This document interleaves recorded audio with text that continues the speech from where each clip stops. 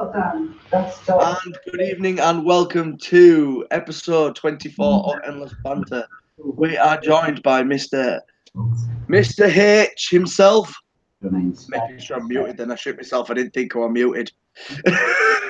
And we're also joined by another special guest, but he's currently eating his dinner, I think, or maybe eating another pie or 6 pies that he's had already.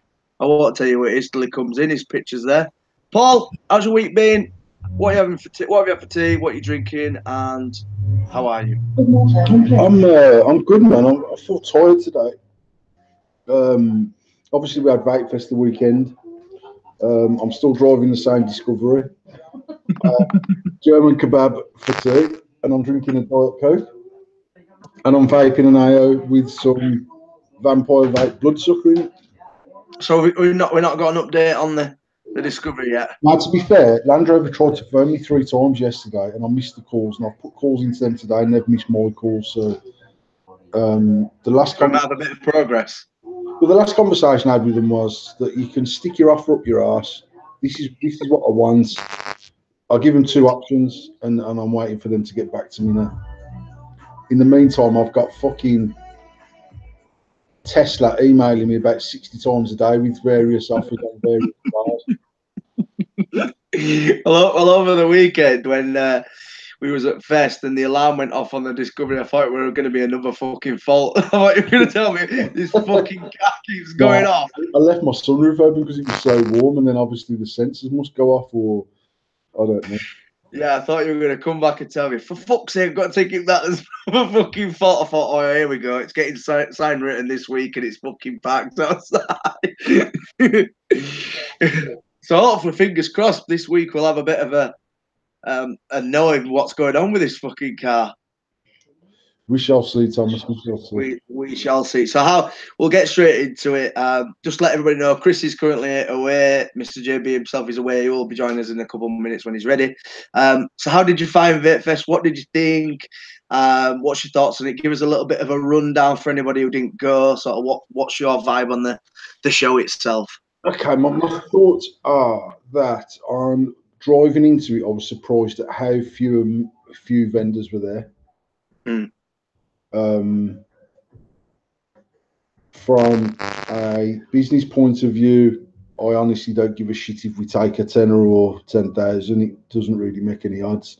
I don't know what it cost us exactly to be there. I'd imagine with hiring wagons and paying staff and whatever else, probably cost about 1,200 quid to be there for that weekend, I would think. We done more this year than what we've done at any other fest on that bait, and we done more than the 1,200 quid, so that was a bonus.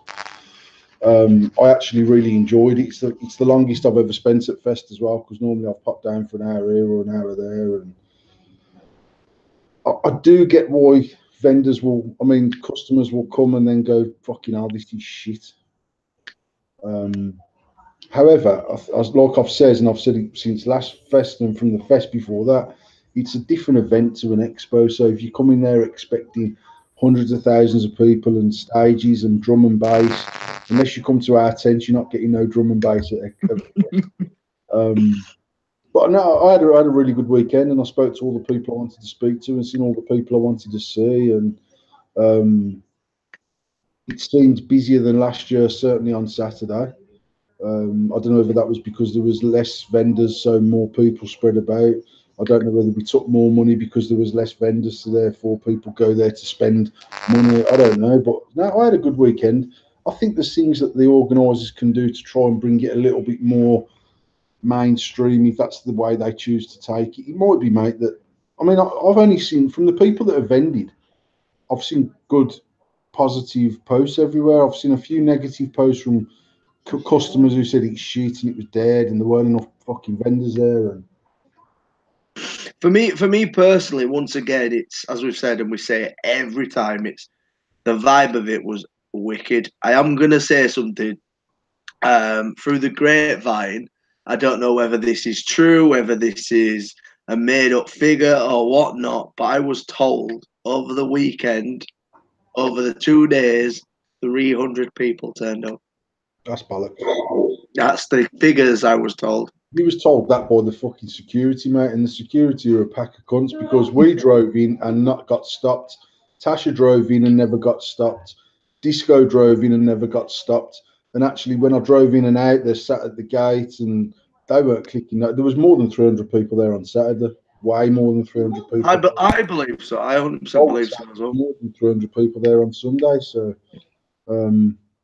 it was very. The reason I was disappointed for Sundays because I thought there was going to be more people there because people don't shut the vape shops on a Saturday and stuff like that. So I was very disappointed that people didn't actually take the day out sort of to come down because it was fucking beautiful.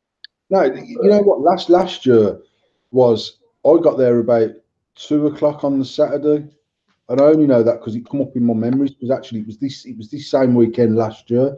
Actually, this time last year, the same weekend, fella. I think it might have been Sunday and Monday this year. Was Saturday and Sunday last year at Fest. So I got there about 2 o'clock, and I know it was glorious for that afternoon. And then on Sunday, it pissed down. This weekend, we were obviously there on Friday, and it was glorious. We were there on Saturday, and it was glorious. We were there on Sunday, it was glorious. Which to me just adds to the whole vibe for that weekend. For the reasons that I go to Vape Fest, like I says, I'd be quite happy to go there just as me and not even vend, even just get the marquee and just have somewhere for people to come. And don't make no fucking odds to us for the money that it costs us to be there and the money that we take. It's neither here nor there, to be perfectly honest. Evening, chaps. Good evening, Chris. Oh, is my mic working all right? Yeah. Fucking hell. My life's non-stop at the minute, I tell you. Life is non-stop? Life is non-stop at the fucking minute. I'm currently feeding the baby with one hand. What are you doing with the other hand? Well. So, Chris, how's your week been? What you vaping? What you had for dinner? And how are you? I am all right, I suppose. A bit fucking stressed and knackered, but I'm all right, getting there. Week's been a bit mental and stressful, but I'm getting there. I am vaping on a billet box with 45 milligram nic salt in it, as per usual. Look at the fucking baller with his billet box. I've had this fucking before. I was a billet box fan before billet boxes were billet boxes. So was I, mate. I've got an eye on a billet box, but yeah. And to be honest, it's on its last legs. To be honest, and I can't afford a new one, so it's gonna fucking survive. Or I'm gonna stick with these bad boys if all else fails. I really like them. Yeah, so do I. They're the same coils I use in the billet box, so it just makes sense. Except for I bought mine on Paul's reviewing skills. That's the reason I bought mine. Paul was on about them 2 weeks ago, and I went, do you know what? Paul's actually quite good at reviewing. Let's go back. I might start a review channel, mate, saying this is shit. That's it, just like a 14-second video, or this is the fucking bollocks, and that's it, another 14-second video. Yeah, but I bought them. I saw a promo for them, then I saw they were up. Tom, how do you comment if you're on your phone? What if you're on your phone? No, I'm not on my phone. Someone's inboxed me saying I'm watching it, but I can't comment. If you go onto the YouTube channel and if you turn your phone sideways, it'll have the chat down the side of the screen. So if you are watching on your phone, just turn your phone sideways. It'll see the chat, and if you press the chat at the left-hand side, I believe it is, you'll be able to comment. But you need a YouTube account or a Google account. Yeah, so I'm flipping on this thing. Boys, Chris to say, I just found for me it weren't lasting me all day. No, see, mine. That size should have been 25-30 mil longer and had a fucking 30 Q in there or something. Yeah, I mean, it doesn't last me all day, but I always have the billet box with me, so it's not too bad. It's good for a backup, especially if, like, I think to myself when I leave the house, oh, yeah, that billet coil will last another day, and you get there and it fucking tastes like arseholes by lunchtime. So it's all right for that, and especially because essentially for the price of one of these, especially wholesale, the 2 coils out of it were handy just to have, because I bought I think 150 coils about 3-4 months ago, and I kept giving them to people because I had so many. And then by the time you actually get around to fucking needing some, I'm like, oh, bollocks, I'm giving away about 30 packs. What do you think about the 1.2 coil. To be honest, the problem I've got is I only vape the 1.8 coil at 9.5 watts. That's my sweet spot on a billet box, and I can't control that on here. And I think through Ohm's law, you're looking at about 11 or 12 watts through this. Yeah. So it's already a bit more of a kick than I'm used to. So the 1.2, I didn't mind, but if it's the first hit of the day and you get a little bit of spit back, it fucking ruins the rest of it for you. I'm saying that much. Because it gets a bit condensatey in here, doesn't it? Oh, yeah. I thought the 1.2 was bang on. See, but I'm at 40. What you vape? I've got 45 milligram in here. Yeah, I'm using the AO with a 0.6 stainless steel mounted long core, which fires at around about. It's self-regulating, but I'm sure the 0.6 fires at 15 or 18 watts, and 12 milligram normal freebase nicotine. So the 1.2 for me, since I've been using this 0.6 coil, and I use it in any device that this coil will fit in. When I've used the 1.8, which always used to be my go-to coil, I feel like I've got a double drag a little bit. And actually, the thing with that 1.2 was I could just take a drag the same as this, and it just worked. And it vaped really nice, and the flavour's good because the coil is literally under the fucking mouthpiece, right next to the liquid. I really like it. My only downside was I just think for the size, the battery could have been better. Yeah, I mean, it pisses me off that it leans to the side. I was just about to say, and the other thing, the fucking dickheads not making it stand upable. And the thing that pisses me off is they could have literally made the lid. So when you put the lid on the bottom, The lid it on, just corrected it. Exactly. Yeah, but they didn't. They made it could tilt the other way. Yeah, it tilts even more. And I was like, well, that fucking lid is friction fit. And I don't know which friction they're fucking doing it with, but it doesn't stay on very well. So I pulled it out of my pocket. The lid fell on the floor. I had someone at the door. Bend down and pick it up. No. I had someone on the phone, someone at the door. I stood up, stood on it, bent the cunt out of shape, and I've never had a lid since. And I keep getting fucking pocket fluff in the little mouth hole. But yeah, I think the problem is because I've been vaping 45 milligram at 9.5 watts for 2 years. It's just a bit too much, and it kind of makes me see why people say 45 milligram, you mad cunt. That's because they're trying it in devices that aren't what I use. Do you know what I mean? They're not that 9.5 watts, 1.8 or 2.1. Sometimes 2.1 if I can't find 1.8. Yeah. Do you know what I mean? They're putting it in a 1.2 or a 0.6, and it is a bit more kicky. And I think that's why, because sometimes when I have that hit, especially if there's like juice built up in the fucking mouth bit, it's a hazard to call it a drip tip. And do you know what I mean? If I get that splash in my mouth, it's fucking a bit extreme. Do you know what I mean? So I mean, I've said a few times, I'm not an advocate of Nick salts personally because they just fucking mow my head out. 20 milligram, 45 milligram, 50 milligram, whatever, it mows my head out. And I've spoke to lots of people that have started using 20 milligram who now feel like they're more clucky for their e-cig than they've ever been. That's the biggest problem I've got. I spoke to that. Is it Andy? I can't remember what company he owns. They distributed the Me Pod. Every fucking distributed the Me Pod. So when they first come out, he had the Me's and then he got the Me Pods first. He's Holmes Distro. Yes, no, not his own distro. Yes, it is. I think so. Andy Ball used to do Ball's Vape. Andy. He had what's that reviewer?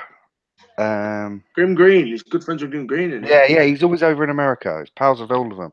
Well, yeah, Sunday, I think. Yeah. He gave me a prototype Me Pod when they the last expo. He had like I don't think he was meant to give it to me, but he felt bad because I was badgering him.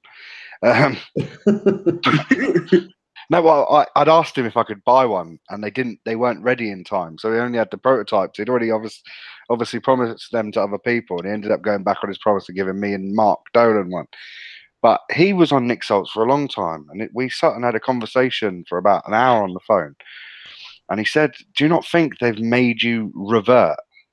And I said, "Yeah, fucking right," because I was down to 1.5 milligram, and now anything short of fucking 45 milligram just doesn't hit the spot for me.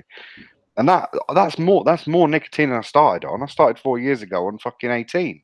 Do you know what I mean? So if anything, I'm worse off than I was when I started. But the different, I say for me personally, I get that there's people out there that need a nicotine rush and they can only have a few drags here and a few drags there. And for me, Nick Salts is perfect in that scenario. For me, I can vape in my MD's office, I can vape in my own office, I vape in my car, I vape in my house, I vape walking around the shop. I'm vaping from when I wake up until when I go to bed. When I've done that with Nick Salts, I've turned into a raving crackhead. And I get lightheaded though. I genuinely get like mad Nick rushes and that from it. So I don't need Nick Salts to do what I need to do. And my concern is if I used it and I was traumatised to it, it's not going to be long before I'm having to. What the fuck are you opening there, Chris? trying to open this. Sorry. Just trying to open this. Oh, I thought you were unwrapping toffee on the show. I honestly thought you opened a bag of crisps or some nuts or something. Eating foxy glacier fruits at the fucking pictures. Yeah, yeah. Some cunt who are fucking KFC at the back of the cinema. Yeah, as I said, this fucking last few weeks has been absolutely mental. So when these arrived, I didn't get. I played with them for a little while, but I didn't really have a lot of time. And then I sent them out to you because I knew that they were one of each, one with the balls and one without the balls.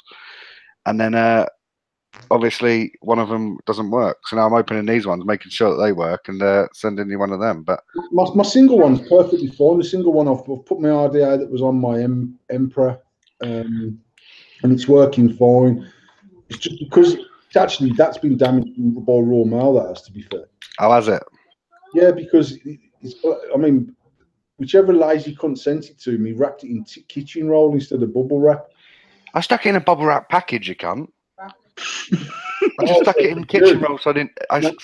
Got a really sharp dink in the sleeve. Well, I sent you the picture. Didn't a really sharp fucking dent. So obviously the sleeve is now indented into the body. Yeah, which is a bit of a fucking cunt when you're trying to test something, really, isn't it? It's a 1-of-1 though. You just can't ever build on it or take it apart. It's literally just a showpiece. Have you not tried to like whack something down the top to knock it out, and then put one of the old sleeves on it? Well, look, the only thing I could do is try and get a rod down the 510 because obviously the 510 and everything's on it. You see what I mean? I've not even opened these.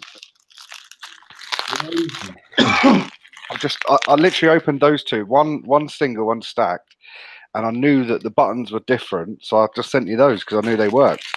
And then your fucking dodgy fucking Brummie postman fucking decided he was obviously getting mugged doing his rounds and decided to fucking beat some cunt away with it.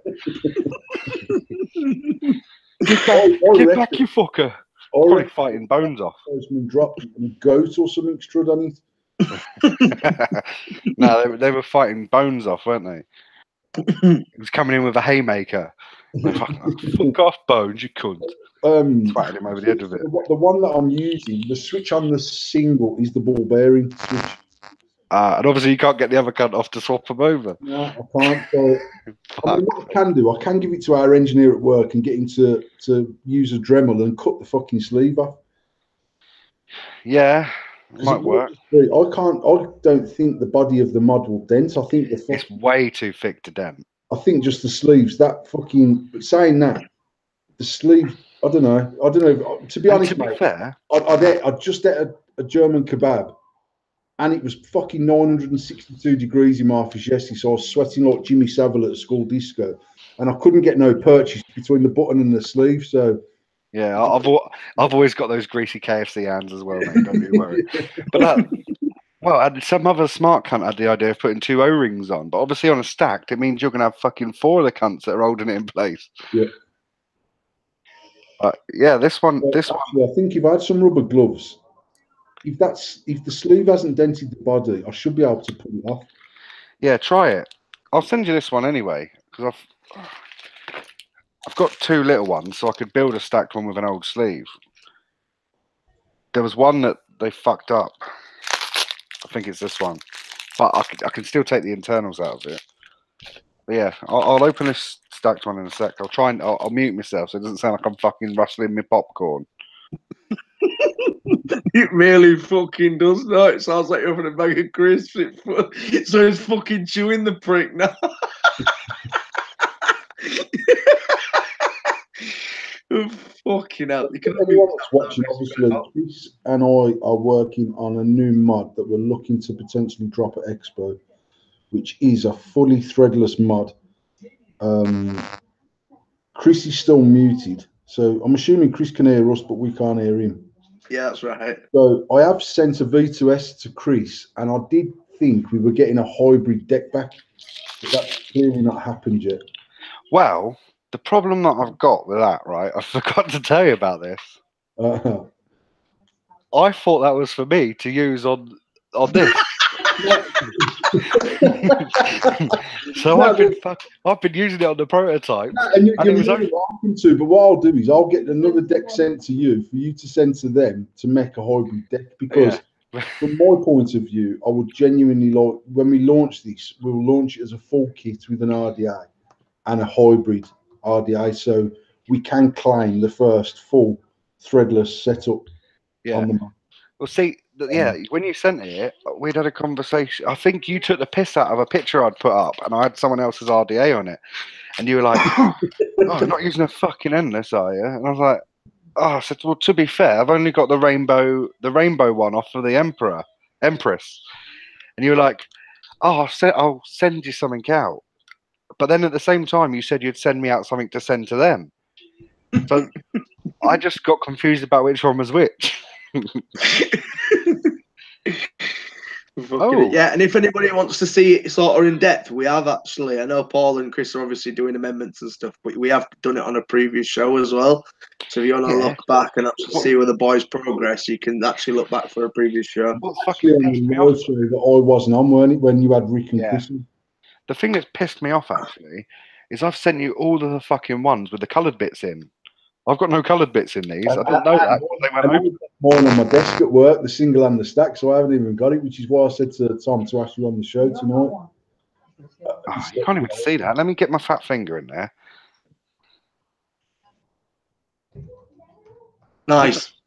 I need something coloured to go behind it. Wedge some of this. For fuck's sake. That's not going to fucking work, is it? We've got some t-shirt in here. Yeah, they don't want to see my big nipples. No thanks. We'll find out the real reason you called Skittles. Right, that's as close to having a sleeve in there as you're going to get. Yeah, I think that looks cool as fuck. I would love to watch them machine that out. I would have loved to watch them machine. She was fucking fizzing. She was honestly. How do we machine this? How do we machine this out? I can just imagine him going. Do you have any fucking idea how many hours I spent just trying to find a design that they could machine? I'm not joking. I am on it. Honestly, I fucking must have. I learned how to fucking use new software just to do this, right? And I'm not joking. I've gone from not knowing how to use the software to being able to design the fucking Taj Mahal with it. Just trying to get this fucking logo done. I kept getting inboxes off Chris saying they've done that design and it don't work, and I was like, why not, man? They're fucking useless. Them Chinese cunts. What should we try now? We try another one. We try another one. We try another one. I'm telling you now, even when they started, they've been fucking Googled in head like, what the fuck am I meant to do with this? All she kept saying to me was, "Can't we go back to the first design?" I said, "No, we need an endless logo in there." But she couldn't come up with anything. I'm not. I don't even think it needs to be an endless logo. It could be. I loved the other logo, and you fucking hated it. So I only went for the endless logo. I didn't hate it. That's not true. I think you originally said you saw it. It just looked very yogurish. It just looked like very yogurish. It'd be something that would be on the yoga wall. Yoga. I don't want to be associated with exercise, mate. I think that looks sweet as fuck, actually. Just stainless on stainless. But if a brass body with a stainless outside, it looks sick. It's like etched without etched. Yeah, I had something else come from China the other day. Did you see these? Yeah, we're waiting for mine to come in the post. Well, I was I've waiting said for a message back from my X1. Since when do you X1 and then the fucking person has to message you saying, That's Oh, fucking wait. bollocks. Are you X1 so someone can message you going, here, they lad? don't? Of course you fucking do. It's all right, isn't it? Yeah, I think they call me. I've got a working one, but I did show it off the other day. And then I nearly showed my bank card number off, so I'm not going to do that. But in there, I've got bank card, I've got fucking. Have I got a club card? No, I've got a memory stick. It's got wrong logo on it though. Oh yeah, I thought that. Playing that. It's got wrong logo on it. What? The memory stick? You were meant to message him and tell him to put Endless logo on it. That fucking hashtag endless stacks on it. Did you get that memo? Fuck off. I'll tell you, my headache's fucking endless this month, I tell you. Oh, God. Don't Yeah. think you got the memo for that one. So, But yeah, I'm happy so with it. are we, is there going to be an announcement that it's going to be dropping export, or is this just something that you're currently working on? No, we're aiming for If I'm export. being honest, right, we need to be in a position, I would think, and this is using a new manufacturer to the existing endless manufacturer if we go this way. We would probably have to place an order by the first week in September, which would give them 7 weeks to get them shipped to the UK. Now, I don't know what the response of this manufacturer is because this is Chris's. How I know we could order 6 weeks and get it into the UK through my own. Well, see, judging by prototype times, we're talking it takes me longer to send a revision than it does for them to make it and send it out. Yeah. Like, I've sent them designs on a fucking Monday and it's shipped by Thursday. I mean, it's a prototype, but I mean, the point is, I think the one thing I don't want to do, this mod has to be right, because it's different, because it's new. I can't afford for it to go out into people's hands and then all of a sudden they go, no, this don't work, this is done. absolutely. Everyone that I've used so far has got little to as much or as little voltage drop as any endless we've ever made, and they've always been very low voltage drop. So Yeah. my initial concern about voltage drop on a threadless mod, I haven't got. It's making sure, one, we tried to be really, really, really clever with the switch design, or I did, because it's something that had been buzzing around in my head for a long time. And I knew that Chris had the ability to convert that into a CAD drawing, and I really haven't. It was almost impossible to do, but we did it. It doesn't necessarily work as well as we wanted it to, but that's only a fucking first try.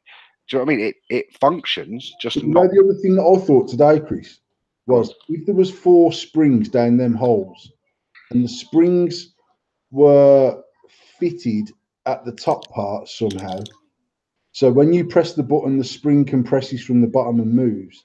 That would also give permanent contact through the body. Yeah.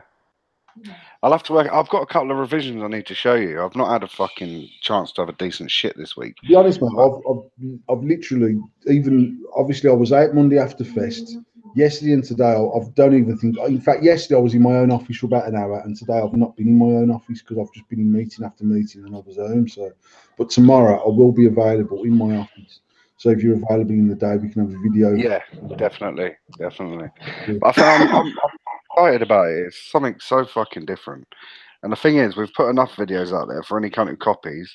They can fuck themselves. We're claiming this. This is the first.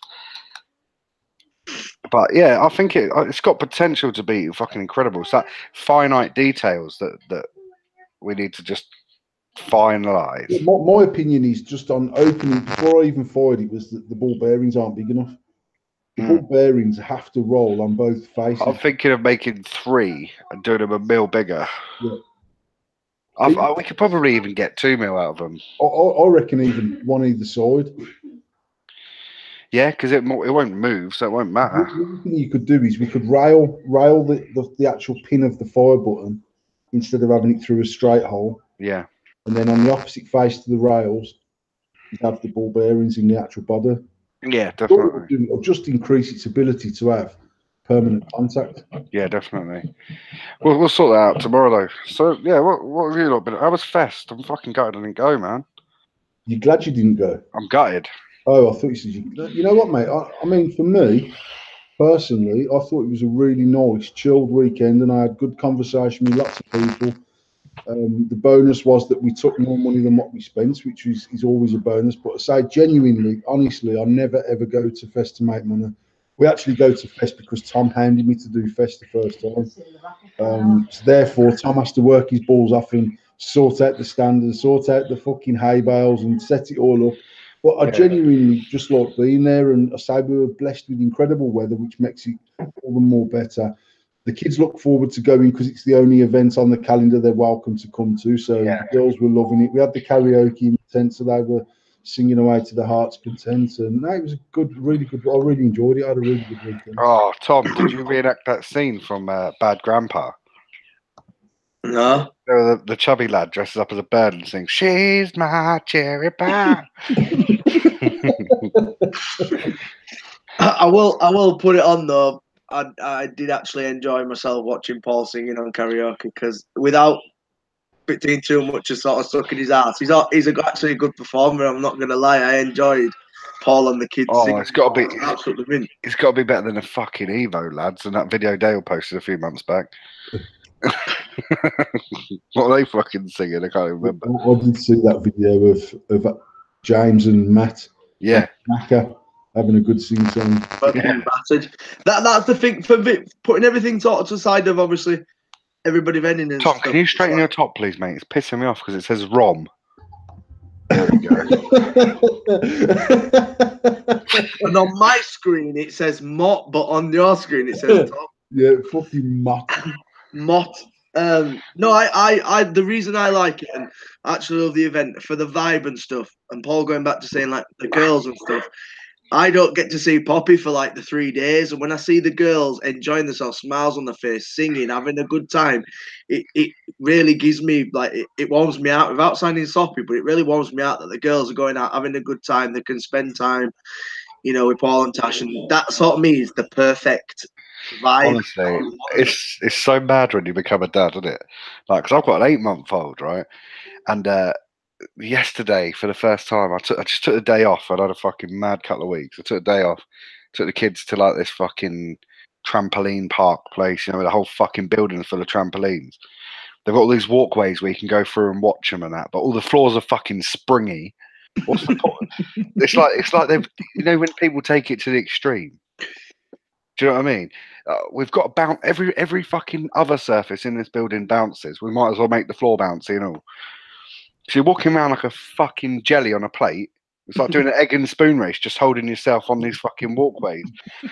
And I was there watching the kids doing all this, and I thought, oh, that's really nice. So we went to see The Incredibles 2, and there's this that baby in it. I don't know. I don't really watch The Incredible. That's it, Jack. Some fucking little baby in it, and he was gurgling, and then I missed the baby, and I was there like, oh, Toby's with the grandparents. I always What say, the fucking gimp am I turning into? Well, we get I half a day from him. We get half a day away from him, and I miss him. That's it. I say it all the time. It's like when you're with them, it's like fuck off, leave me alone. But when they're not there, it's something like something's missing. And as I say at Fest, it was nice to see the smiles on the girls' face and having fun and, you know, doing what they wanted. And it's just the vibe of it. The whole event for me is perfect, regardless of what anybody thinks. There's not enough vendors or it's shit or whatever. Going to an event like that is what you make it. And you've got to make the event yourself. You know what, Thomas? We look at this from our point of view of, I would consider us old school vapors, all of us, the three of us, and all the people that were going to see in the main are old school vapors. And the reality is, like I said earlier, I'd be quite happy to go to Fest if it was just a massive tent with all them people inside and have the crack. Yeah. So for me, it's more, we're going there to be there that weekend. And I said to a few people over the weekend, it costs us a big chunk of dough to do Expo. It costs us a lot of money. So you know yourself, halfway through Friday, I'm like, how much have we took? Halfway through the afternoon on Friday, how much have we done now? Fucking end of day Friday, what did we do today? Actually, at Fest, I don't give a fuck if we've done 60 quid or £60,000. If we've done 60,000, it's a bonus. If we've done 60 quid, it's not the end of the world. For the grand or so it costs us to be there. genuinely considered part of our running costs for the year as part of what we do. So I do get why we enjoy it more than someone who's only ever been to one expo and comes to Vape Fest expecting the same thing in the field, because they do call it a vape festival. And the reality is it's a very mediocre vape gathering. I think it's a well organised vape meet. Yeah. That's what it is. Yeah. But the thing that I like about it is that they don't let any old cunt in. Yeah. You don't have 7,000 juice companies. You don't have 7,000 juice companies, ICOS, and 65 stands of people that can't speak English. Do you know what I mean? Because that's what you get at Expo. You get 75 juice. We're also bringing you on the show to drop some casual racism. No, I don't mean like get out of my country, can't speak English. I'm not one. When we started vaping, get your stuff on. Yeah, I don't mean I'm not that kind of fucking idiot. What I mean is that they genuinely just don't speak English. Get your own. Fuck off, home. You know what I fucking mean. We do. You know what? I do think that. I mean, if I were to be invited on the board of Vape Fest, and there's more chance of Beyonce walking into our living room now and just gently tickling the bottom of my bollocks with her tongue, she'll get fucking kicked out. Tasha should get kicked out. But I genuinely think it should include a bit more mainstreamy type people, because the bottom line is, mate, this was a very, very high-end setup group of people, and Vape Fest traditionally was a very, very high-end hardware event. Mm-hmm. And the reality is that hardware of a high-end nature is on its arse badly. I think the thing is, and on that basis, we've got new people coming through. We've got new blood coming into the industry that in 3 years' time will be the face of the day-to-day face of me, of you, of Tom, doing the live feeds and whatever. I think it's important to actually move with the times. And to be honest, I did say to John Martin on Sunday or on Saturday, even the likes of me being there will attract, even if it's only 6 or 10 people that go there because we're there and they want to see me or they want to see Tom. There's potentially them 6 people or 10 people that have took another 6 or 10 people with them, who come and see us because we're there, and then they might pop down to Dale's tent and see Stu and them lads. Yeah. Like, there's no way I got invited to Expo 5 years ago because there wasn't Endless Mods, there was only Shady Vaping, and Shady Vaping was frowned upon by all them boys there because we sold clone. Yeah. The reality is we have a following of people. I've got a following of people. Tom's got a following of people. Tashi's admin on 2 Girls 1 Vape, so she's got her own following of people. Tom can't help having a following. He's got his own gravitational pull. But I mean, on that basis, if I'm dragging the likes of people that follow us, and I would say that probably 60 to 70, maybe 80% of them are using a smock style device, then should we be encouraging more people to come there to bring because it's proper chicken and egg. Yeah. Best will get to a point where we get an email to say we're having a camping weekend, lads, if you want to come along. Yeah, definitely. There won't be no vendors, there won't be no sales, it'll just be them faces meeting. There might even be 3 tents, because you'll have the UKS tent and you'll have an SV tent and then you'll have the trampy Paul Harrison tent. But if that's how it is, that's how it is. And I honestly don't mind doing that weekend, quite honestly, because I'd still get to speak to the right people. I just think for Vape Fest to grow in the way that it probably should grow with the industry, then they should evaluate the way in which they invite people and the type of people they invite to come along to them event. That's just my 5 pence worth. Yeah, I agree 100% with that. Oh yeah, I think they should extend invites to a more varied base of people, but I also think they should be they should stick with the more pickiness, because you don't want ICOS there. You don't want fucking. No, I'm not suggesting. Do you know what I mean? But then the other thing is, I mean, I'm guessing, I don't know, do they make any money out of this event? I'm presuming they make a bit. They probably put it towards any advertising and shit. I think last time I ever spoke to an organizer, maybe a couple £100 every show they do this. It's just a couple of £100. Yeah, they don't do it for making millions. Like obviously like Expo makes a lot of money, doesn't it? But Fest is more community-wise, isn't it? Yeah, but obviously Fest makes a lot of money because there's potentially 25,000 people going through the doors at 10 quid a ticket or whatever it is, and there's also X million pounds worth of vendor spending on stand space. Yeah. However, I would say that 80% of the vendors that go there also cover the cost, which is extortionate to go there and vend and do. And we've been lucky enough that we've never ever come away from an Expo weekend not making more than what we've spent to be there. And our post Expo sales have always more than warranted our appearance at Expo.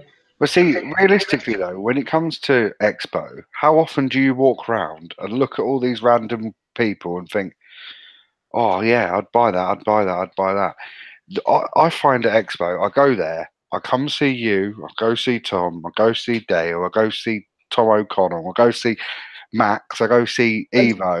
Mate, I do exactly that. I still see the people I want to see. And the Yeah. people that want to see me will come and find me. The reality is I'm too busy that weekend to spend 40 minutes talking to you.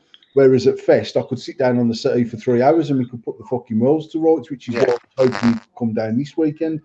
But then I still do walk around Fest thinking, how the fucking hell has that company made a penny all weekend? Yeah. And that's probably because of the way I don't walk around there anymore.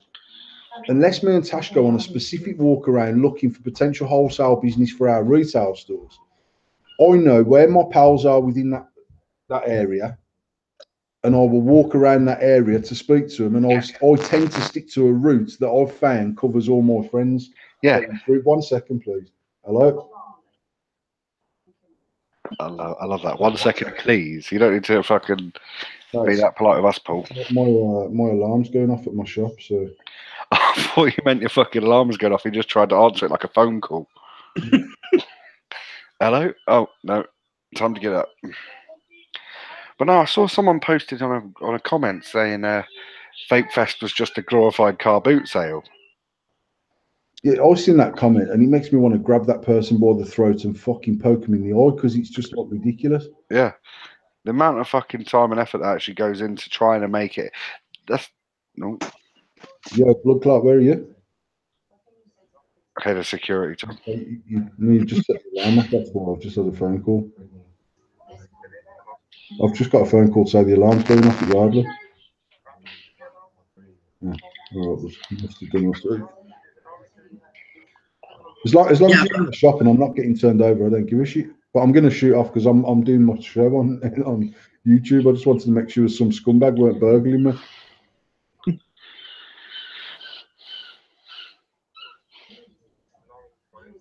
That just means it's been activated or something. She just needs to probably not. Yeah, it's just saying it's not ready to be armed. So you've either got the door open or a sensor open, or Trying to clock off before closing. Just Paul's got an alarm. If the shop gets locked, come on. Message Tash if you need to. Locked up too early, you get fucking caught out by alarm. Why are you locking up at 8:10, you cunt? Just saying, you got a security set up so in case anyone tries to clock out early, you catch a cunt. I fucking know that alarm's going off because you're trying to go home 10 minutes early, mate. I haven't got the camera. I had a new phone in the week and I've just gone to look at the cameras and I can't access them because I need to put my passwords and shit into them. What phone did you get? It's 9 Plus. Any good? To be honest, mate, it makes phone calls and I can use fucking Facebook on it when I'm having a shit. It doesn't really make that much difference. The camera is fucking quality on it, to be fair. But for all the shit that it does, the only good thing I like about a brand new phone is my battery lasts me all day for the first 8 weeks of its life. Yeah. Before you fucking rate the battery. Apart from that, mate, to be honest, I actually make less phone calls on it than I do use it for internet. That's the truth. So yeah. Well, basically, you've just told us that all your best ideas and all your rants are happening when you're having a shit. So next time you put up a Facebook status, you know you're having a shit. when we were that's when Paul reflects on life, isn't it? When he comes up with those profound statuses like, anyone want to buy a bike for 20 quid? We take a tenner. No, you can't. Yeah, you know what though? Genuinely, I built a shed about 5 years ago, about 10 foot square, and it was literally full from back to front with shit because I never ever put any shelves in there. So there's stuff, anything that new that come into the garden that shouldn't be on the lawn got through into the shed. So Monday. So you got a couple of homeless people, fucking neighbour's cat, get the fuck in the shed, you can. Yeah, I wake up in the morning, there's a little dew on the grass, so I throw him in the shed. Yeah. Casual racism 101. Monday, I got up and I cut the lawn and I tidied the garden. I was like, I'm going to sort the shed out. And we had 1, 2, 3, 4, 5, 6, 7, 8, 9, 10, 11 push bikes in the shed. Now, bearing in mind, we're a family of people that do not use push bikes. I can tell you that categorically. So there was a brand new bike that Tasha had bought for herself. There was a brand new bike that I spent nearly 500 quid on for myself. One day, it was £100. See, if I didn't know you, just the fact you're in Birmingham and got 11 bikes in your shed, I'd think they were stolen. Mate, just think what fucking head I am, mate, that no one will go in my shed and steal my fucking bikes. Yeah. Every cunt on your streets had their bike, apart from you. You've got loads of them. There's two specialised that we bought for Ava and me, which are like kids, small kids. You know what? This is like Halloween when you buy loads of sweets and no cunt knocks on your door. It was crazy. You bought 11 bikes for someone in case someone robbed one. You had 10 more. No fuckers nicked one. But there was one. None of them have been pedalled more than 2 laps of our back garden. That's a surefire fact, 100%. That describes my last gym membership. exactly that, mate. So I says to Tasha, that one there is a little bit rusty. Must be one of the first ones that we bought for the girls. Just put that free to collector. She had about 6 million messages in 17 seconds. And we had a queue of people around our block like we were fucking the local methadone thing. Free boy. Then there was 2 that were literally, this is how fucking sport my kids are. The 2 bikes that we sold for 20 quid each, we never even given to the girls until Boxing Day because we forgot we bought the fucking things. That's the gospel truth. So Boxing Day 2 years ago, I was like, fuck, there's still 2 bikes in the spare bedroom. So then the next year, that's how many bedrooms he's got in his house. Exactly, because I live in this castle. I forgot that they were in the left wing of the property. No, but then like the next year, on Boxing Day, all day the girls are waiting for the fucking main surprise present again. And I was like, listen, last year was a fuck up, right? You don't get presents 2 days running at Christmas. My mum used to do this thing when I was a kid, right? Where the 6 days between Boxing Day and New Year, she used to get 6 presents and wrap them up and number them 1 to 6, and we'd roll a dice, and each day we'd get a present. They were always the shittest ones, but they were the ones I looked forward to the most. There was like a colouring book that she'd got sent from the RSPCA in the post. Like, she just wrapped it up. One was like a shoe I already owned. You know what I mean? But I looked forward to them the most because they were like bonuses. What happens if you rolled the dice the same number the next day? Would you not get a present? One day I had rolled all of the other 5 numbers. There was 1 left, and she still made me roll the dice. I'm like, Mum, the odds are I'm going to keep rolling until I get a 4, love. Because guess what? It's my fucking present. Oh, a 6 again. I wonder what it is. Nothing. You opened it yesterday. Do you know what I mean? What the fuck is that all about? But yeah, so they were expecting this fucking big bonus, Brucey bonus on the box with them and got fuck all. Well, Tasha said to me, what should I put these bikes up on? I said, you know what? They've got to be worth. I know I paid £120 for each of the bikes. They've still got knobbles on the tyres. They're literally, and I've built the cunts as well. I've actually put the fucking things together. So on that base, I paid £120 and I've built the fucking thing. They've got to be worth 20 quid to some cunt. And then they're like, hello, I'm single mum. Can you take £10 for bike? No, just because you choose to fuck a bloke that you don't know and you end up with a kid, I'm not fucking supporting your kid. Fuck you. You know what I mean? No, I'll fucking leave him in the West Wing. Another one says, I'm only willing to pay £15 because I've got to travel to pick it up. But I'll tell you what, love, you save your fucking 15 quid, don't travel nowhere, you're not having the fucking bike. Don't worry, love, you can fucking ride it home. Save your fucking travelling costs. That's right, it's just fucking jokers. Then someone else phoned up and says, will you take 20 quid for the bike? And Tasha says, yeah, of course I will, it's up for £20, you mad cunt. And then she says, I mean 15. And and then someone else messages and says, I'll take it for £20. Can I come tonight and pick it up? Yeah. Then the woman who offered 15 says, "Go on, then I'll pay 20." And you know when you get that lovely warm feeling of being able to say, "Sorry, Sorry, it's sold." No, it's gone. I definitely want it. We ain't got a bike to sell anymore, so fuck you, you tramp." Honestly, I'm closing down a business at the minute, and I'm clearing out this fucking. It's a 10-bedroom house. If you want to buy a 10-bedroom house, 140 grand, give me a shout 140,000. for a 10-bedroom gaff. No, we're not living here. 140 grand for a 10-bedroom house, mate, and it's got a cellar. Is it habitable? It's habitable. You could rent it out to Oh, like, more. Could I crap in there? yeah, probably. Obviously, Tom, I need you to edit that out of the live. But no, so I'm clearing out this fucking house, right? And there was loads of food left and stuff, all in date, all sealed. You know, I chucked all that. That down in the cellar eating the fucking food. Yeah, I'm just sitting there crying and eating left. I'm just sitting in the cellar. We had at the start of the live feed. I'm just sitting down in the cellar eating fucking pasta sheets, crying. No, so I'm clearing this gap out, right? Crying on the pasta to soften it up. Tears to try and lubricate it in my throat. And just a whole fucking lasagna sheet. So I'm down. No, I'm not down in the cellar. Where is that coming from? So I'm sorting out all this stuff, right?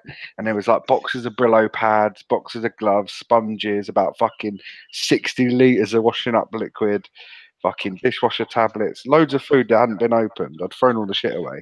So I just bundled it all up onto the side, took a picture, and I put it up on this local group, said, any low-income families, anyone who needs any of this stuff, come and get it. You know, help yourself. If you need some food, I said, anyone who messages me, I'll keep it anonymous. You know, I'm not going to embarrass anyone by saying, "Oh, so and so, come and add a box of cornflakes." You know, I know. But in all seriousness, though, I thought, yeah, if it was me and I was in a situation where I needed that food, I'd be embarrassed probably to ask for it. So I said, I'll keep everything anonymous. Feel free, I'll be here all day. Message me anytime. I'll be here all this week clearing the gaff out. Just give me a message and you can help yourself and have what you want. I had fucking about 30 people comment saying, take it to the food bank. I'm like, I've got to fucking clear out a 10-bedroom house on my own, you cunt. Someone come and collect it. I'm not fucking loading it up into a car and going to take it round to somewhere so they can do exactly the same thing I'm doing but ask for a ticket first. Do you know what I mean? I'm offering it out for free. I don't have time. That just says poster the dishwasher tablets if you like. They're not fucking cheap. Oh, I took them. Finished. Yeah, Chris is like, you can't have the dishwasher tablets because if you're that fucking trampy that you need free food, you shouldn't have a dishwasher. Some poor bad. That's ruled you out. Leave the fucking crunchy nut cornflakes and fuck up. Yeah, some poor bad comes around for some dishwasher salt. And I'm like, look, if you've got a dishwasher, you can afford cornflakes. She's like, I'm actually going to put this on my chips. Just fucking sprinkling dishwasher salt on her chips. No, in all seriousness, though, it just pissed me off. Someone was like, "Oh, can you drop? There was a first aid box hanging on the wall in the back of the picture." And some bloke messaged me saying, "Can I have the first aid box?" You should have said, if you come here for it, you cheeky cunt, I know, I'll punch your fucking nose off you. I said, if you want it, mate, you can have it.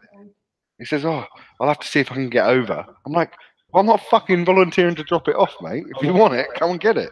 Fucking, people do take the pee. And I said to Tasha, I genuinely would rather just stick it out the front for the scrap man who's actually got off his fucking Romanian arse and decided to earn some money that day than I would sell it to someone who I suspect is probably going to fucking put it back on some sort of selling page for fucking 35 quid. The thing, you know what I mean? Fucking balls my piss. See, up here, we don't have scrap men. And I don't think it's the point that they've phased out. I'm thinking that they're so behind the times, they've not even started here yet. I went over to this fucking charity shop that operates out of a 1600s church, right? Creepy as fuck it was. It's been abandoned since like the 60s. It was like, apparently, I don't know this, if this is true, this may be true. Apparently back then, churches would charge you a percentage of your income. So you'd pay like 10% of your wages would go to the church. Yeah, well, that I think basically that, and Muslims still operate that same way. But back in the day, you could actually get that 10% back by threatening to sue the priest for interfering with you as a kid. So it's sort of one For balance. fuck's sake. Can we just separate that from the Muslims still opposite? I don't think that part's how Muslims still operate. Just clarify that. But that, yeah, and he said the bloke in there, he seemed to know a lot about the church. He said that the church had a leaky roof. They decided that, and loads of people decided that this church was charging 25% of their income. And loads of people were like, fuck that. If I want to pray to God, I'd do it for free at home. I'll do it for my shithouse.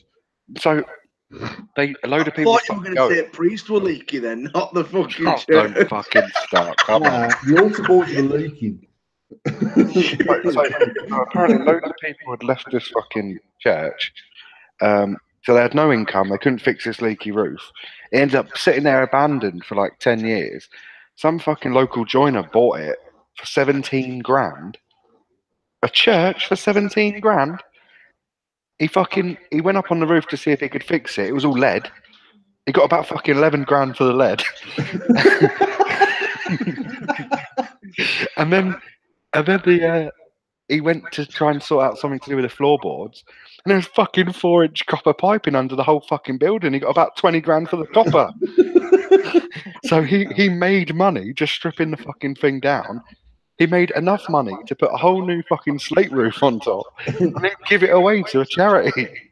Like, he must have made a church, man. I reckon I could get a decent following. You can get one up here for about fucking 15 grand if you want. Where the fuck do you live? The fucking arsehole of the world. 10-bedroom house for 140,000. A church for a tenner. Yeah, I've got. It's not massive, but I've got a decent sized 3-bedroom house with a sea view for 100 grand. Where are you? Scotland, isn't it? Yeah, Scotland's a fucking big place, you mad guy. Yeah, I'll narrow it down when we're not on fucking live shows. I've got your address too, Paul. Should we have a conversation? No, it's on the northeast coast. Everyone fucking turns up for your soap suds, you fuck. Yeah. I'll have fucking morning at Chrissy's door. I saw on 2 Girls 1 Vape you're giving away fucking dishwasher salt. I saw on 2 Girls 1 Vape you had some decaf tea bags.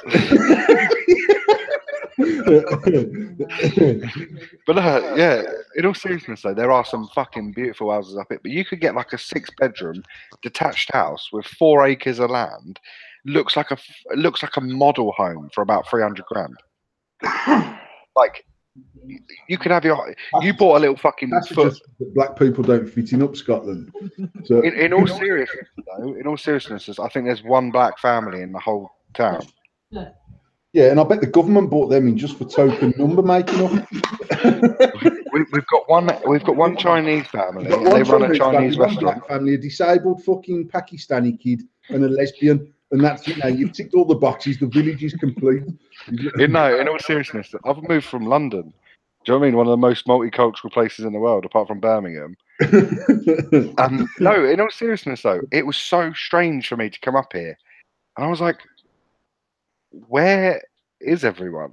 What was your reason for moving, Chris? Was it work or just change the lifestyle? Or I just wanted a quiet life, mate. In all honesty. You were selling dodgy tea bags in London and fucked off to Scotland. Yeah. I'd sold 4.5 kilos of fucking dried up stinging nettles to some dude. He was fucking raging when he got home and he had 3 some ounces. cunt in Ballamore is about to buy a kilo of crushed up dishwasher tablets tomorrow. I'll have some fucking knocking on my door. You sold me 3 ounces of Christmas tree, mate. It'll be the first time in fucking 25 years people will be walking around Glasgow with clean teeth. The fucking the fucking mouth and that. Rub that on your gums, mate. Oh, but no, in all seriousness, it's actually so nice to live up here. I mean, when you want a McDonald's and you've got to drive 45 miles to get one, it's a bit of a pain in the ass. No, fuck that, mate. I'd have to introduce Uber Eats.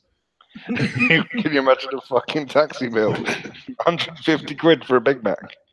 Sometimes needs a must.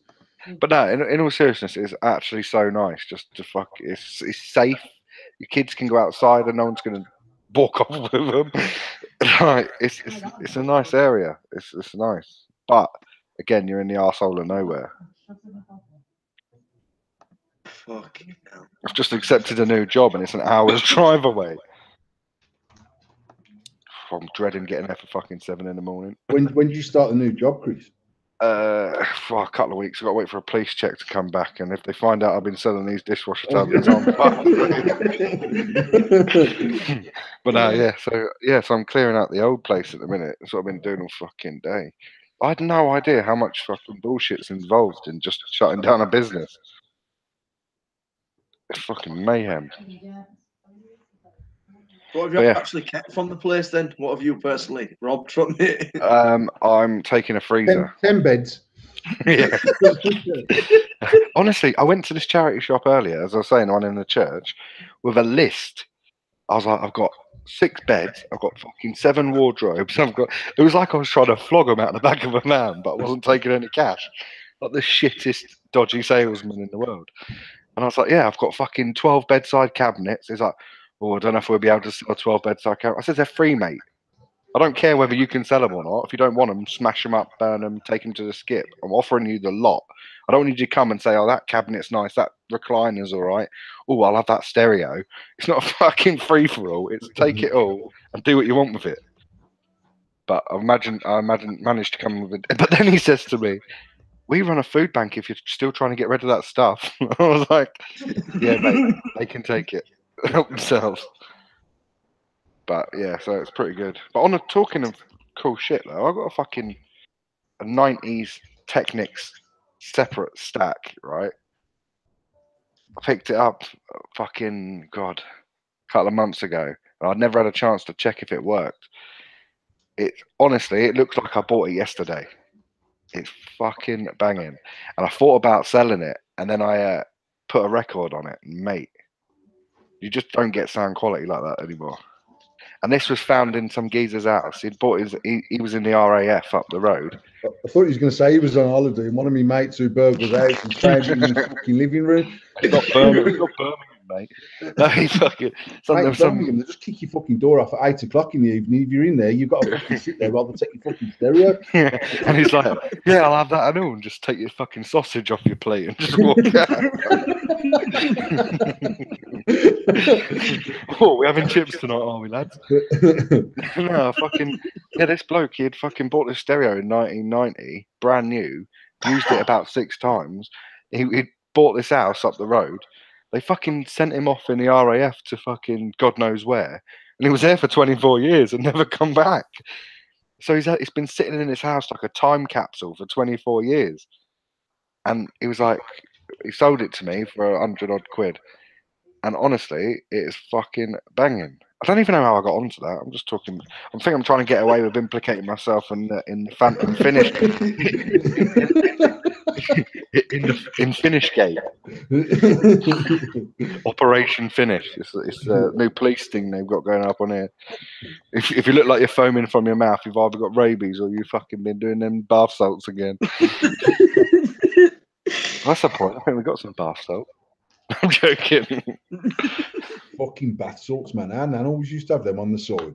And No. he barely drowned out the smell of piss coming from a bedroom.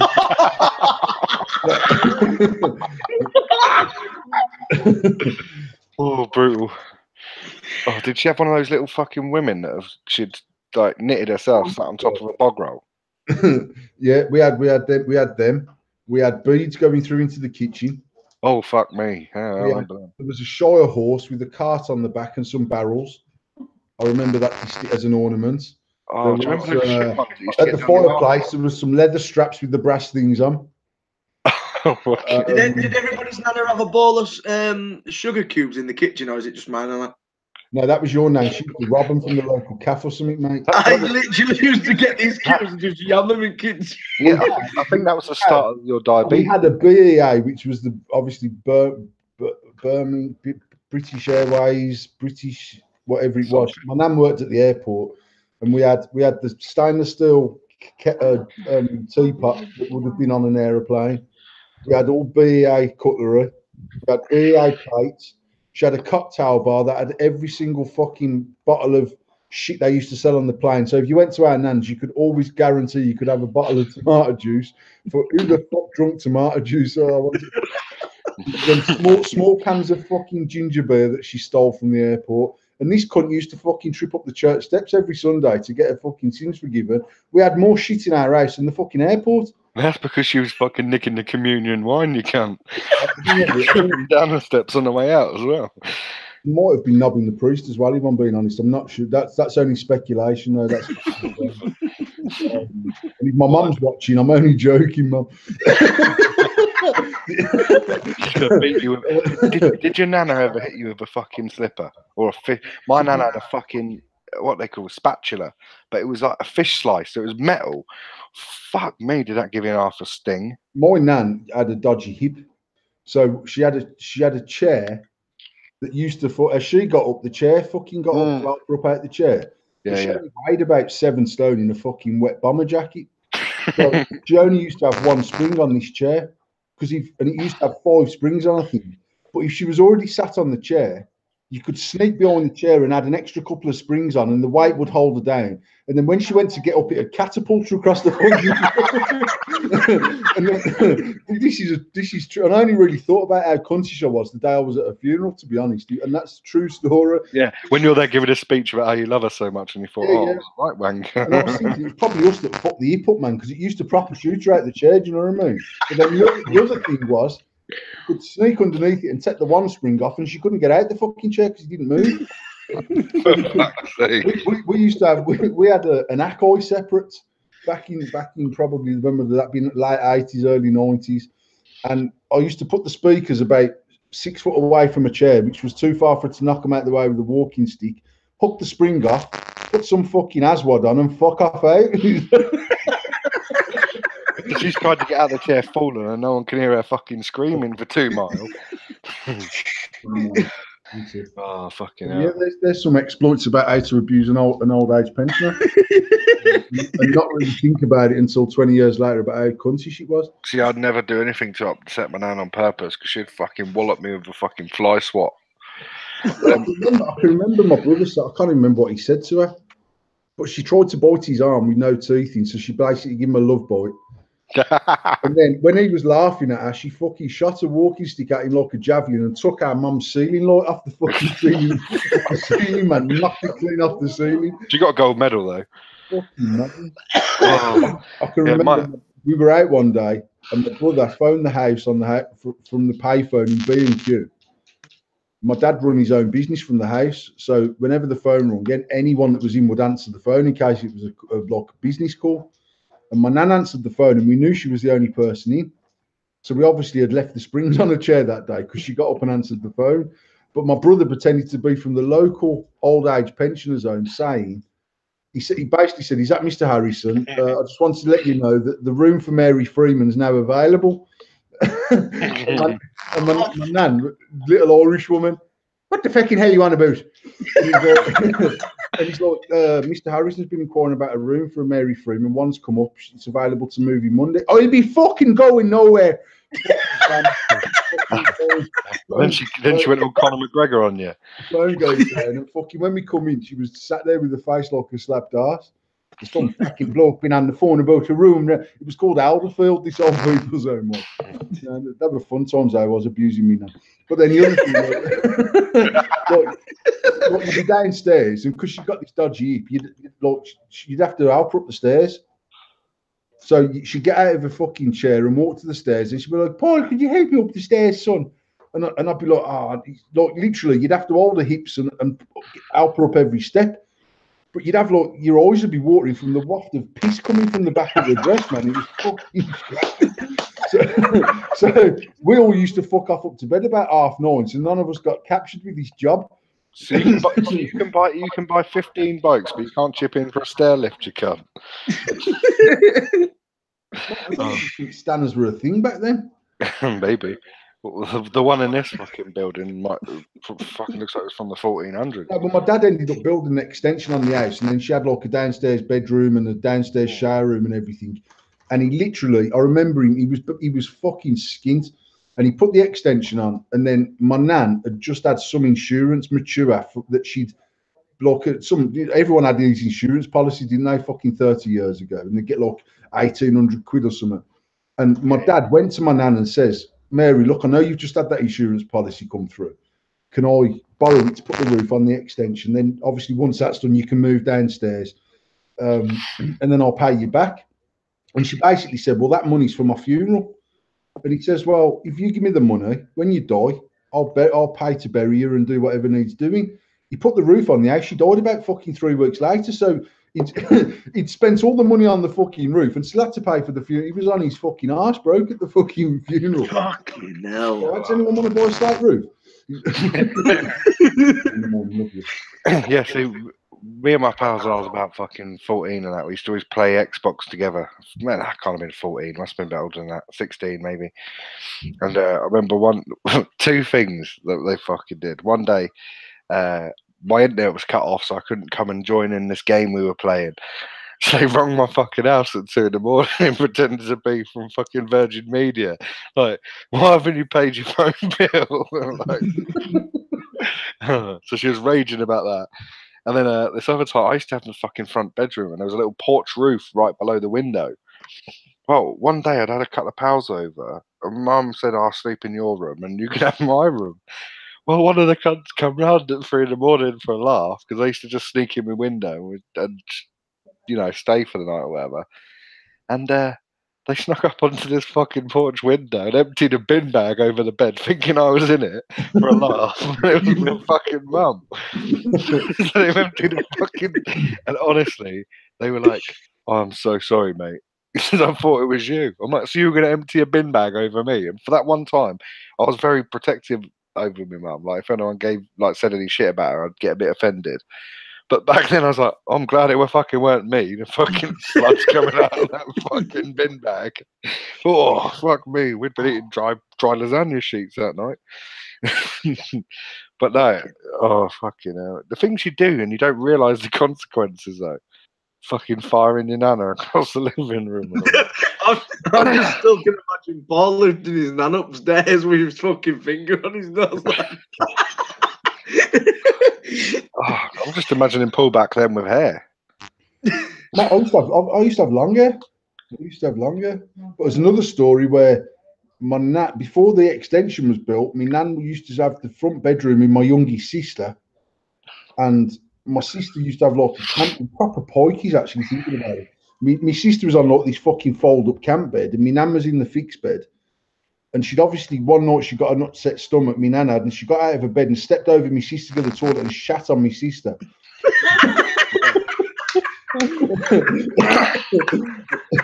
you couldn't fucking make this stuff up, mate. It's fucking. We used to go around my nan's every Sunday, all of us, the whole family. My mum's got fucking 6 brothers or something. So all of us piled into this little fucking bungalow. Well, my uncle, me and my cousin were little cunts, he'd just lift us up and stick us on a door frame.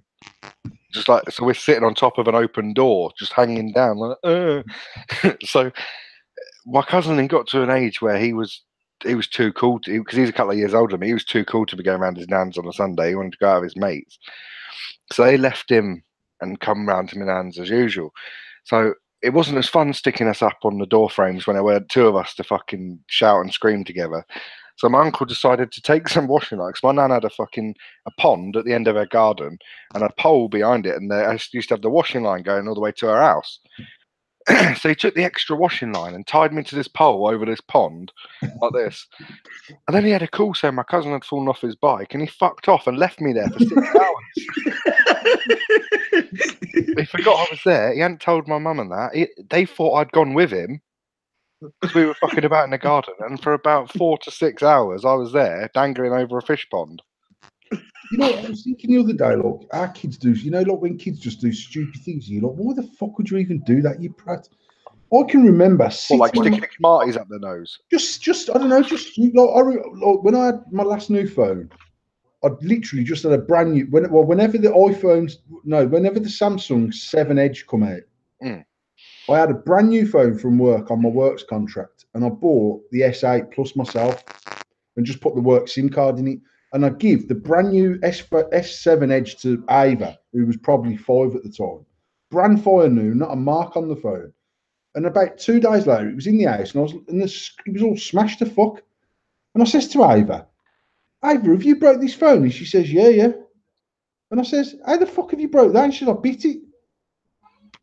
And I was like, why the fuck would you bite the phone, you stupid cunt?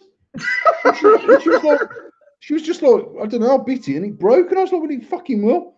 But I was thinking the other day, I can remember being probably younger than my Ava's 7 now. I can remember being 5, 6 years old, sat in my dad's car on the drive, pressing the cigarette lighter in, and then branding the fucking door handle with the cigarette lighter. I was like that. I remember And sitting then on. branding the dash. And then thinking, after I'd done 2 brands on this car of a blatant cigarette lighter burn, why the fuck have I done that, man? The cunt's going to fucking beat me up. And then, like, I can remember this whole drama about who the fucking, because we used to sit in the car, because, like, back then we didn't have PlayStations and shit. We used to have whip and top tools, whatever they're called. I can remember just sitting in our dad's car for an hour at a time, pretending to drive the car to the seaside. But obviously, as I got a bit older, I was like, I wonder what these buttons for here. And then I took it out and you like test it on your tongue with the fucking red hot fucking cigarette lighter. And then, but I remember literally branding the shape of the cigarette lighter into his dash and into the passenger side door handle. And my dad going, who the fucking hell's done this to the car? And everyone going, it ain't me. And then they've done that sticky tongue gate. And I was like, fucking, I'm going to have spots on me fucking tongue, man. I'm fucked there. It's just like proper stupid shit. Yeah, I remember my old man had fucking a load of sovereign rings when I was younger. And I remember really fucking wanting one for ages. So I must have been about 10. I was like, oh, please let me wear it for the day. Let me wear it for the day. So he let me wear it. And I was at my nan's house. I had this fucking ring on, thinking I was the boy. And we're in the den. Like, basically at my nan's house, there was a little field in the middle with a bunch of trees and bushes all built up. And inside, we'd basically hollowed out this den. Yeah. So I'm in there with a load of the other kids from around my nan's neighbourhood, showing off like, look at the ring, I'm the king, and all this bollocks. And I remember taking this ring off and being like, this is a designated ring branch, and I stuck this ring on this branch, and then we carried on playing. I was like, oh, I better get the ring.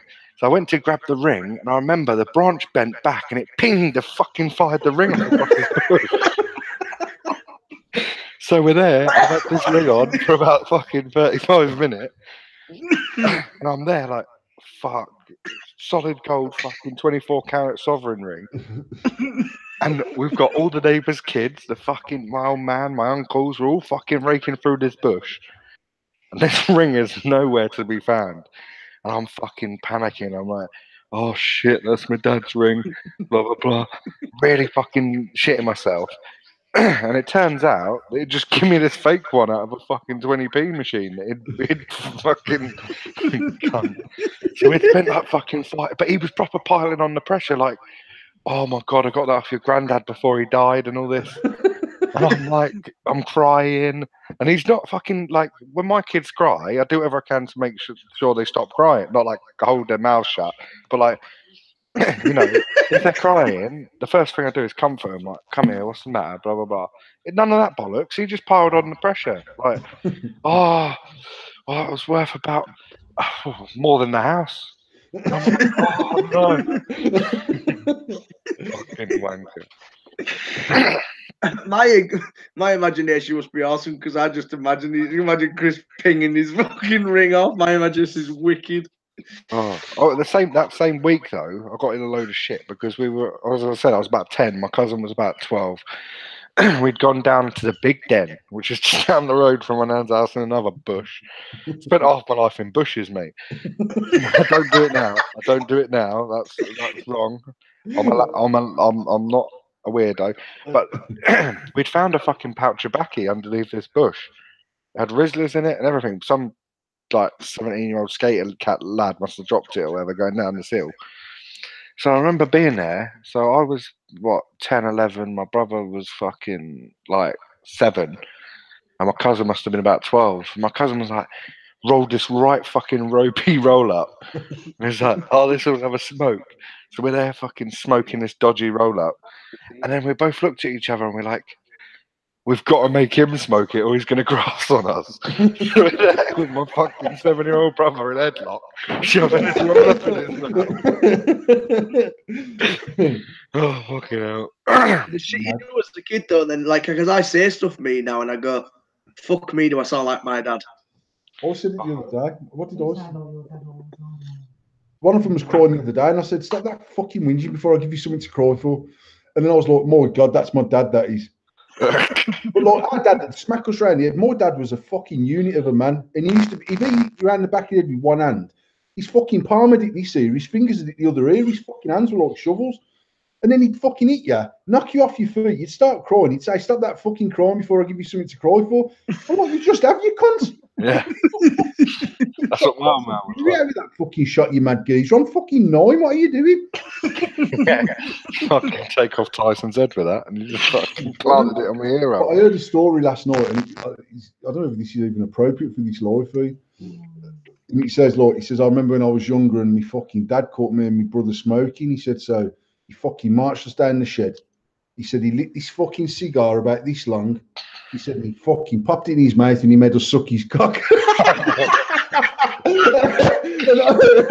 I was like, for fuck's sake, man, I weren't expecting that at the fucking end of that story, son.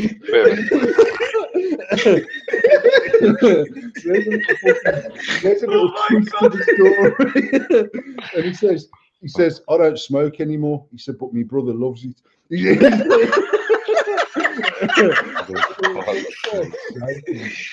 Oh, fuck. To a whole new level. I actually saw some actual vaping news here. So I was out with the kids at this fucking trampoline place yesterday, and I remember seeing someone had posted a fucking picture of or something of juice in one of these bullshit groups. You know, it's got fucking 100,000 people in, but you don't know any of them, even though you know most people in the industry. So I see this comment. Some bird had posted up saying that she'd ordered some juice from Vaporized, and they'd sent her 20 bottles instead of 10. Result. And someone had said, "Oh, you fucking tramp," and all this. And I was like, look, whatever she does with that juice is up to her. It's none of our fucking business. Do you know what I mean? I've seen the post. Why is there a witch hunt over this fucking bird with this juice? I said, if you found 20 quid on the floor, you wouldn't spend the rest of your day going around asking people, "Did you drop 20 quid, mate?" You'd just stick it in your pocket. I said, yes, morally, she should have called the fucking company and said, "Look, you fucked up here. What do you want me to do with this juice?" But if she doesn't, who gives a shit? It's not going to change any of our lives. Do you know what I mean? There was about fucking 300 people on there giving her a fucking barrage of abuse, going through all of her personal life, saying, "Oh, she's on fucking disability anyway. We paid for that juice and all this." And I'm like, for fuck's sake. So they were banging on about all this shit and they were bringing that up. And then, but the icing on the cake for me was someone was like, "Wasn't she the one that victimized Vic Mullins?" I'm like, do any of you know Vic Mullins? Because the last time I seen him, he was fucking pissed up on a live feed, abusing every other fucker in the industry. I think the least of her crimes was victimising Vic Mullins. She may be guilty of fucking doing whatever she's doing with benefits. She may be guilty of not calling the company and telling her she's got this extra juice. But fuck me, do not try and bring that into it. Well, actually, it was talking about that sort of thing. As you know, Chris, we employ a wholesale manager. Don't say nothing to him though, because but we employ a wholesale manager, and we've done that massive charity thing for Baby Jacks over the last 3 or 4 weeks. And our wholesale manager sent through a list of prizes to our shop, and he sent through a list of prizes that was from a competition Tom and I had run many months ago, and. Or he'd used, in fact, what he'd done was he used the same Excel spreadsheet with multiple tabs on it. And the tab that was open when the email come through was for an old competition. So Shady Vaping, stroke Endless Mod, stroke Build and Wire, stroke AF, and I'll get all of that advertising out of the way in one shot. Sent out 17 parcels to people that had already had competition winnings. So, but don't mention this to Tom because I know he'll deny it. So, they want me. So we sent out 17 parcels, including 3 dirty mods at £170 each, cleaner mods, all sorts of stuff. And actually, I would say probably 12 of them people inboxed us straight away to say, We had 12 mods. I don't know what's happened, but we've been sent out parcels by accident. I've not ordered nothing, and I've received the mod. Loads of people sent them straight back to the shop and said, I've received this and it's not ours. A few people always said to me, you know what, just keep it as a bonus off us. Yeah, we'll take it out of Tom's wages. Well, we dropped a bollock. You know what, to be perfectly honest, on the amount of stuff that we give away for all them charity auctions that we've done, the 17 mods was quite insignificant, really. Yeah. But actually, it was quite nice to see how many people genuinely messaged and says, mate, I've got this, I've just had a mod out of the blue and I ain't ordered fuck all off you.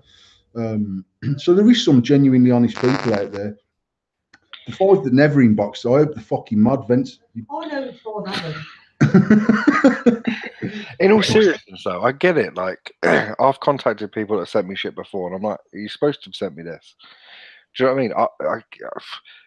But at the same time, there's no need for 300 people to abuse her.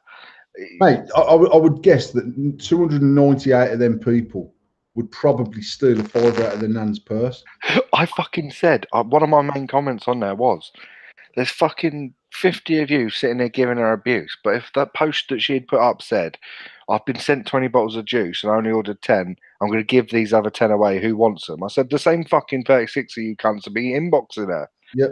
After they'd inboxed you for dishwasher tablets, the fucking yeah, exactly. Do you know what I mean? But that's exactly how it is. They would have bite her hand off for that shit. They were only pissed off because it wasn't them that got 10 extra bottles of juice. I'm the sort of person, if I found a wallet, I would empty the contents of the wallet cash-wise, but I would phone them up and say, I've got a wallet with some driving licenses and cards and shit here for you. But when I found it, some horrible cunt robbed you, dough. So I sort of feel like I'm being half morally right. If I seen someone drop, like we've had people walk out of our shop and leave the purse on the counter. Obviously, I'll chase them out the shop and whatever. I'd never rob off someone like that. If I walked down the road and found 10 grand in a carrier bag, as long as God's making little apple trees, I'd never go to the police station. So I've just found 10 grand on the fucking street. Oh, well, actually, this just happened to me. I went and bought I was supposed to buy a car yesterday off my pal's, well, off my pal, but another half was sorting it out for me. I says to her, I'll have it. I gave her the fucking money in cash on Monday. Yesterday it was yesterday, Tuesday. Yeah, yesterday, Tuesday. So I rang him yesterday evening about 4 o'clock. I says, yeah, what are we doing about this car then? He's like, yeah, about that. I need to speak to you. And I was like, for fuck's sake. He says, can you pop by? I says, yeah, no worries. I had one of two things going through my head. One, she's lost this fucking load of cash. Or two, he's gone to do something on the car, like get it ready to bring to me, and he's fucked something. I get there and he goes, I'm really sorry, mate. I sold it yesterday. I'm like, what? He goes, well, she pissed me off, so I haven't spoke to her for 2 days. So he didn't know that she had sold it to me. So he said, I've sourced another one. I says, all right. He says, we'll go get it now. So I was we officially closed up Monday. So we'd gone out Monday night for a drink. I was fucking hanging out my arsehole. He says, we'll go and look at this car tonight. So I had to actually cancel Vape Talk last night. So I says, yeah, all right, let's go. We got in the fucking car. It was an hour and a half away, right? By the time he got a puncture about 2 minutes from the bloke's house. He's got a fucking banging Golf, right? Really nice fucking 2-litre Golf. And he'd promised me the way there that I could drive it back. So then I had to drive it back at fucking 50 mile an hour because it had a fucking one of those space saver tyres. One of those anorexic wheels on it. So I didn't even get to fucking give it some welly. We picked this car up. Yeah, the car was all right, fine. Drove all the way fucking back. I remembered that the geezer had said he couldn't find the second key, so he'd have to post it out, but I didn't leave my address. So I was raging about that because I thought he's not going to have the brains to take it off the V5. He's going to I'm not going to get this key now. I get a call earlier. And I'm like, who the fuck's this? Hello? He's like, I think I've left something in that car. He was being right shady about it though. I thought, oh, fuck me, there's a kilo of coke in the boot or something. So he's being proper fucking shady about it. I says, well, is it something I can post to you? He's like, nah, mate, nah. I'm like, oh, fuck, what is in this car? And it's a second car. Do you know what I mean? It's a second car. It's anyone's second car. No one would have it as a first car. So it wasn't like an engagement ring or something like that. What the fuck is it going to be? But he was being right shady with me. He says, check under the dashboard. So I'm like, there's something fucking dodgy going on here. So anyway, he's like, yeah, you can't post it. I just need you to check if there's something under there. Went under there. There's a wallet with 20 quid in it. I'm like, mate, why are you being so shady? Like I'm gonna fucking nick your 20 quid, you can't. I've just given you fucking 1.5 grand. Like, what the fuck is 20 quid gonna do? I just says, nah, mate, the only thing I found over there is a packet of dishwasher tablets. So anyway, he goes, oh, I don't suppose anything. I says, there's no fucking way. I'm driving an hour and a half to drop your wallet back. He's like, oh, I'll come up. But then he messaged me just before he left to come up here. He was like, oh, I found the second key. So that was handy as well. But yeah, it was like, why are you acting so shady? I've come to your house. I've trusted you that the car you're selling me is not a fucking raft of shit. It's not going to blow up when I get halfway down the road. I've given you my money on your word, just because you said a few things about injectors I didn't understand. Do you know what I mean? You sounded like you knew what you were doing. I trusted you. I gave you that money, and you're fucking getting shady about a fucking driving license, a bus pass, and 20 quid. You can't. Well, and pal of mine phoned me up about 12 years ago. He said, do you want a day's work tomorrow? And I says, doing what? And he said, phone's sick at work. He says, and you can earn fucking 200 quid. He said, some old boys died, and the two sons and the daughter are having the house. He basically used to do like plastering and plumbing and electrics. He said, but they want me to rip out all the garden shed and that tomorrow. And they're not going to pay me, but there's like electric lawnmowers and whatever in the shed. We can basically have the contents of the shed and sell it. And I've sold so much of it for 800 quid, 400 quid each. And I'll give you fucking 100 quid to come and work with me for the day or whatever it says. And I was like, that sounds like hard work, that does. And I was like, I don't know whether I'll be able to get the day off, mate. I says, I mean, to be honest, I could have just got the day off any time, but I was a bit like, it fucking sounds like a lot of graft, that does. Mm. And then he phoned me up about 2 o'clock in the afternoon. He's like, Paul, I've just found a fucking bag in that shed, man, with 12 grand in. And I was like, well, surely half of that's mine, mate. We were supposed to do this job together, you cunt. And he was like, nah, but you never come. £12,000 in a bag, mate, in the shed. So he took the fucking lot. So I won't mention that it was Mark that was doing that job, because we no longer speak. Yeah. But yeah, 12 fucking grand in a bag. Shocking. Yeah, I won't mention it. It was at fucking King's Road in Digbeth. Yeah, Ethel Nanick. Another friend of a friend was on holiday in the Caribbean and found a suitcase with 20 kilos of cocaine on the fucking sand. Fuck yeah. He's like, what the fuck should I do with this? Sniff it, you mad cunt. You're not going to get it through customs in your arse, son. Sniff it or sell it, mate. You're not going to fit 12 kilos up your arse, are you? Yeah, I remember when I was a kid, was at Butlins in Puffwelly in Wales. And I found 20 quid. My old man was like, I'll look after that. I was like, what? He goes, I'll spend it on you later. I need to hide it in case someone's seen you picking it up. So in my little child head, that made sense. Dad's protecting me in case someone says, you've got my money. He gave me £1. I remember I was at the fucking market once as well, down Bovey Market, and there was a tenner on the floor, and he stood on it, and he goes, there's money under my foot, pick it up. I said, why don't you? And he goes, oh, because someone will say something to me, they won't question a kid. I'm like, Dad, you found a tenner, not fucking robbed the fucking crown jewels. Do you know what I mean? We're not trying to hide fucking the Queen's tiara under your bomber jacket. Like, it's a tenner, pick it up. He's like, no, you pick it up. And then I picked it up, and some woman was giving me a shady look, and he's like, don't steal money from people. Like, what? Obviously, he was worried he was going to look like he was fucking robbing someone, so he made it out like it was me, the fucking knob. My mum used to... I was at school once, I was in the art class, and me and this bird who was in my year both went into the stock room to get a pencil or something, and the fucking door shut, and you could only open it from the outside. So we was in there about 10 minutes, and then the teacher opened the door and went mad like I was in there fucking shagging her. And I was like, I've come in to get a fucking HB pencil, you mad woman, man. What's the matter with you? I wouldn't fucking finger her anyway. Look at the fucking face. And basically, she kicked me out the classroom and told me, right, go outside and walk up and down the corridor and pick up all the rubbish. I was about fucking 12, 13. It was first, second year seniors. And the only person I'd ever fingered at that point in my life was my nan anyway. I didn't even know about fingering girls. I didn't finger it. It was when I was helping up the stairs. It was accidental.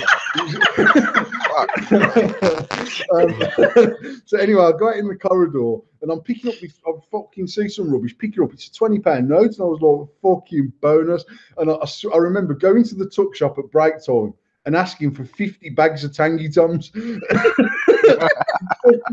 flexing £20 note in the playground like I was fucking Rockefeller. And he was like, 50 bags of Tangy Toms. And I was like, yeah, I think you'll find that's 20 quid. Or what? I can't, whatever. No, you know what? It weren't even 20 quid. They were like fucking 10 pence a bag or something, weren't they? Yeah. It's 2 quid. No, it's 5 quid. 5 quid worth of Tangy Toms. And look, they didn't even have £20 worth of float at the tuck shop. Do you know what I mean? Yeah. So I'll have 8 Twixies, 8 cans of pop, and I'll have 8 bags of onion rings, and end up spending about 12 quid of these 20 quid just so they've got enough change to give me back. And then, look, fucking, I was doing scrambles for bags of Tangy Toms, and all the tramps were fighting over the Tangy Toms. I remember when I went to secondary school, I was pretty innocent. Like, I went to a fucking Catholic school. God. Now, honestly, in primary school, I was proper innocent. Like, proper innocent. I wasn't exposed to any of the realistic side of life until I got to secondary school. So I'm walking home from school, like, fucking second week of the first year of secondary school. And my mate says, I nicked a phone today. I was like, what? Now, bearing in mind, back then, fucking, we're talking 3310s was a bollocks. And I was like, and you couldn't block them on it. Well, I presume you probably could have, but at the time, you could get anyone's phone and stick a SIM card in it, and no one would know. And I was like, who did you take it off? Goes the head teacher. He was fucking hanging out of his pocket, and he just took it. I was like, we need to go to the police. He's like, yeah, I'm not fucking hanging around with you anymore, you fucking grass. But at the time, I was really fucking innocent. So then for about 3 months, I was scared of going near this teacher, this head teacher, because I was worried he knew that his phone had been nicked by this kid. And I was fucking so paranoid. And I no reason to be. I didn't even seen it. He could have been lying for all I know. But, I mean, that same kid did write Bolux on the side of a fucking garage door. I was like, you do realise that's not how you spell bollocks. same fucking div tried telling me you spelled cunt, CHUNT. I said, that's chunt. So, yeah, it was a bit of a fucking moron, to be fair. Well, I can remember being outside the headmaster's office in first year. I was a bit like you, Chris. I was raised Catholic, went to a Catholic junior school, never had a day's trouble in junior school. Within 6 months of being at fucking senior school, I was top cunt. And it was like, I got sent down to the headmaster for something, and there was a kid in our year called Brian Leake, and he was the sort of kid who had expensive trainers on, expensive shoes, always dressed smart, but you knew that his mum was a single parent and probably fuck people for money. He was one of them sort of kids. He was fucking wayward as fuck. And me and Brian got called down there for something. And I was like, fucking hell, bro, man, they're going to be on the phone tomorrow. Man, in a minute, he said the fucking end on the phone to oh, mate, I've just ripped all the wires out of the exchange box. And I was like, what? And he's like, I fucking ripped it. And like, literally, where he was stood outside the headmaster's office, it was like a phone line went into it, and then about 600 wires come out of it. And Brian had just fucking destroyed this box of wires. And there's people running around and go, is your phone working, Mavis? And they're all pressing, the top button, because they all had them round dialers back then. And fucking 999, he'd have to go. Yeah, don't worry, mate. This is a fucking emergency. Why the fuck isn't it 111? You know, it took 15 fucking minutes to get through to 999 and say, I did try ringing you 40 minutes ago, but my nan's just fucking fell down the stairs because no one was helping her. He was like, your poor nana. Fucking She's getting some right abuse tonight, isn't she? No, my mum was all right. My dad's mum. Yeah, she was a slag like we don't know who my granddad is. That's a true story as well. I don't know what this has got to do with vaping, actually. I don't know, it's quite good though. It's we've done like a memory show. I quite like this one. It's a memory show. I like reminiscing, actually. I do like reminiscing. There's two things I started hanging around with that. They were the kids that were so weird that no one willing to fuck with them because they didn't know whether they were going to come in with a lit torch and set fire to the school. Do you know what I mean? I started hanging around with those kids, the ones that were like, yeah, just strange. And Were you a fucking emo in school, Chris? yeah, a little bit. I had long black hair and Who you are? listened to Marilyn Manson, but I like. So this one kid, he was a fucking genius with computers, and he says, "Oh, I've got into the fucking school system." I says, "What do you mean?" He says, "Watch this." And at the time, there was this big thing going around. This is before memes were memes. I think this is one of the original things that would have been a meme if it was a thing back then. Do any of you remember Tub Girl? No. Some bird who'd obviously had some sort of mad enema, and she's laying on her back in the bath, farting shit up into her face. Honestly, I'm talking. This is before memes were memes, as I said. So this picture, he goes, "Watch this." He just dragged and dropped it, and it just come up on everyone's screens in the whole computer room. And then I was like, "Oh shit!" I was like, "They're going to be able to know it's you." And he goes, "No, I'm logged into your account." So I got in shit for that. That was one of the two things I proper got in shit for at school. A few fights and that, but that wasn't anything major. And then we all skipped off school, right? And that same kid, we'd gone down to this local fucking shopping centre. We'd gone up the stairs into the staff only bit where the boilers and all that are on the roof, like the big engine room or whatever. And he was dropping a deodorant can. You know when you look over the edge of a handrail and you can see right to the bottom? He kept dropping one. So we'd skipped off school. We're sitting up there and I'm fucking thinking I'm the boy because I hadn't gone to. We wanted to get our PE, obviously. And so he's dropping this deodorant can through this gap and it had gone all the way to the bottom. And he kept going down and getting it, coming back up and dropping it. I'm like, why are we doing this? We're like 3 floors into the staff only bit. It's a bit fucking obvious. Like I'm going back to my square days, a bit paranoid. And all of a sudden we hear, dunk, oh! And then a fucking angry South African man storms up these fucking stairs and goes, "What the fuck are you doing? You fucking cut my head, man." And he's like grabbing my mate by the scruff of his neck and fucking trying to. And we're like fucking 13 at the time. And I'm like, shit, you nearly killed someone. Rah, rah. So he's got fucking 4 of us, 2 by each fucking, like 2 collars in each hand, dragging us down to security. We're like, our cheeks are slapping against each other, like, it'll be all right. It'll be over in a minute. Security will save us. We get down to the security office. And they fucking call the old bill. The police take us back to school. We're walking through school. Fucking everyone's looking at us like they've killed someone. Them psychos. I knew they were fucking mental. Like those weirdos. They've set fire to someone's house or something. And then everyone was like, shit. And some of them were cheering, and we felt like fucking champions. And then they found out it's because we chucked a deodorant can down some stairs, and we were all a bunch of cunts, weren't we? But back then, thought I was the boy. I used to do some mad shit. I'm not telling you about any of my fucking stories. Not a fucking chance. I went ever in school. Weren't you? She was too I busy. got kicked out of school. I got kicked out of school. I got kicked out of school 27 times. See, I got kicked out of school when I was 14 once, and I never went back to fucking school. I don't understand all this. Oh yeah, I've been expelled for 2 weeks. That was a suspension when I was a youth. Yeah, you got expelled. You were fucking done. That's it. You're out there. And I got expelled for various reasons. I'd had some drama with a teacher where like I genuinely got into a fight with a teacher that weren't my fault. Well, I say it weren't my fault. What happened was my form class was an art class. Like my form tutor was an art teacher, and he'd been doing this still life painting for fucking months. What is it with art teachers? Sorry, I'll tell you about our art teacher afterwards. Go on. And I was in my form class in the morning, and I don't know if I'd just not brushed my teeth or I'd just got a bit of a furry mouth or whatever. So I decided to pinch an apple off this still life fucking fruit thing he'd been painting forever. And everyone was going, you can't do that. Mr. Herbert's going to go fucking mad. You've ruined his painting. It was probably someone like you, Chris, like going, oh my God, you've ruined the painting. That's it. You're going to go to fucking jail. And I was eating this apple saying, fuck off, you dickhead. And then he said something. So I took the lemon off the top of the fucking fruit bowl and I shot it across the classroom like a fucking rocket. And it hit this cunt straight in his eye socket. He fell off the chair. And by the time he stood back, he got a black eye. Like, that's how hard it had hit him. was like, oh, fucking hell. So I went over and I was like, oh, stop crying, man. You know what I mean? And I was like, fuck, you're going to get me into trouble, you prick. I didn't even mean to hit you and blah, blah, blah. So it all got sort of, I thought it had got squared over. And then about, at the 10 o'clock break, obviously you could go into the canteen. So I'd always be like fucking first up, best dressed at the front of the queue for the warm toast and that. And I've just got my toast and my fucking chicken soup out of the Max Packs machine. And Mr. Herbert comes walking through the fucking canteen like he's caught me fingering his daughter.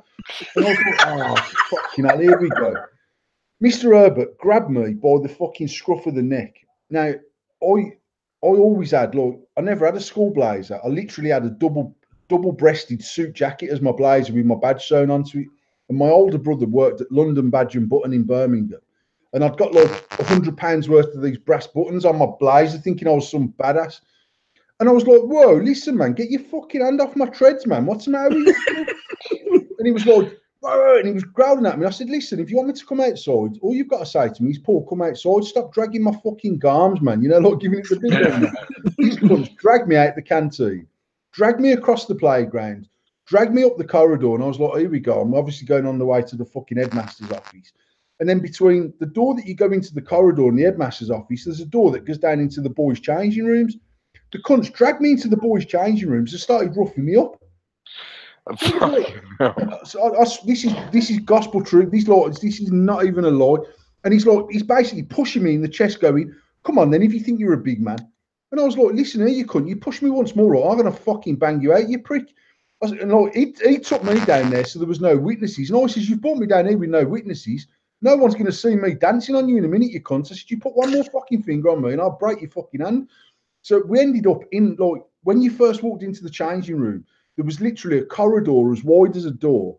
And there was a door off that went into like the little fucking, the PE teacher's office bit where you used to go and get the fucking spare fucking swimming cap if you'd forgot the tramp trough, and that was in there, you know, where you go and get the spare shorts if you'd forgot your shorts in it. This corridor was probably about 8 foot long. There was a door off it for his office, and then at the end of the corridor, you went out into the change now in the showers, and then we had a swimming pool at the school.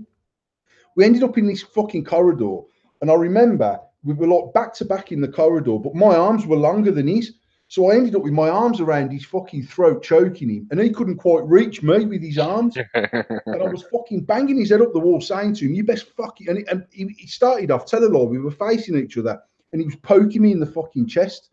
And I says to him, "Honestly, you keep poking me like that, I'm going to break your fucking finger off, you prick."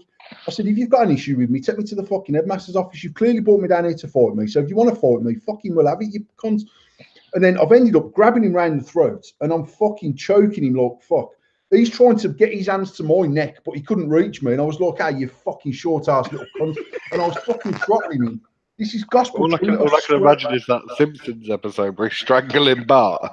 Matt, I swear on my dad's grave now, this is gospel truth.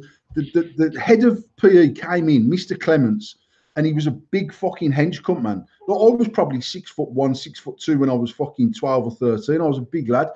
Mr. Clements was about 6'5", and he was fucking hench as fuck. And he come in, he was like, "What the fucking hell's going on in here?" And I remember him pushing the teacher out the way, and then saying to me, "Paul, what the fuck's going on?" I said, "I'll tell you what's going on." I said, "I'm phoning my old man. He's going to come up here and he'll leather the fucking lot of you bunch of cunts." And I bounced out the changing room. And Mr. Clements followed me up to the... And I said, I'm going to the headmaster's office myself." I said, "You're a fucking prick." I'm walking up the corridor and whatever. And Mr. Clements coming. He's like, "What the fuck was going on in there?" And I says, "He's just basically took me down there to fucking fight me." I said, "Because he's a fucking art teacher. If he wanted to speak to me in his class, he could have took me to the art block, or he could have took me to the fucking headmaster's office. He's blatantly dragged me down there to fight me. He's a cunt." He said, "Well, when I come in, you were choking him."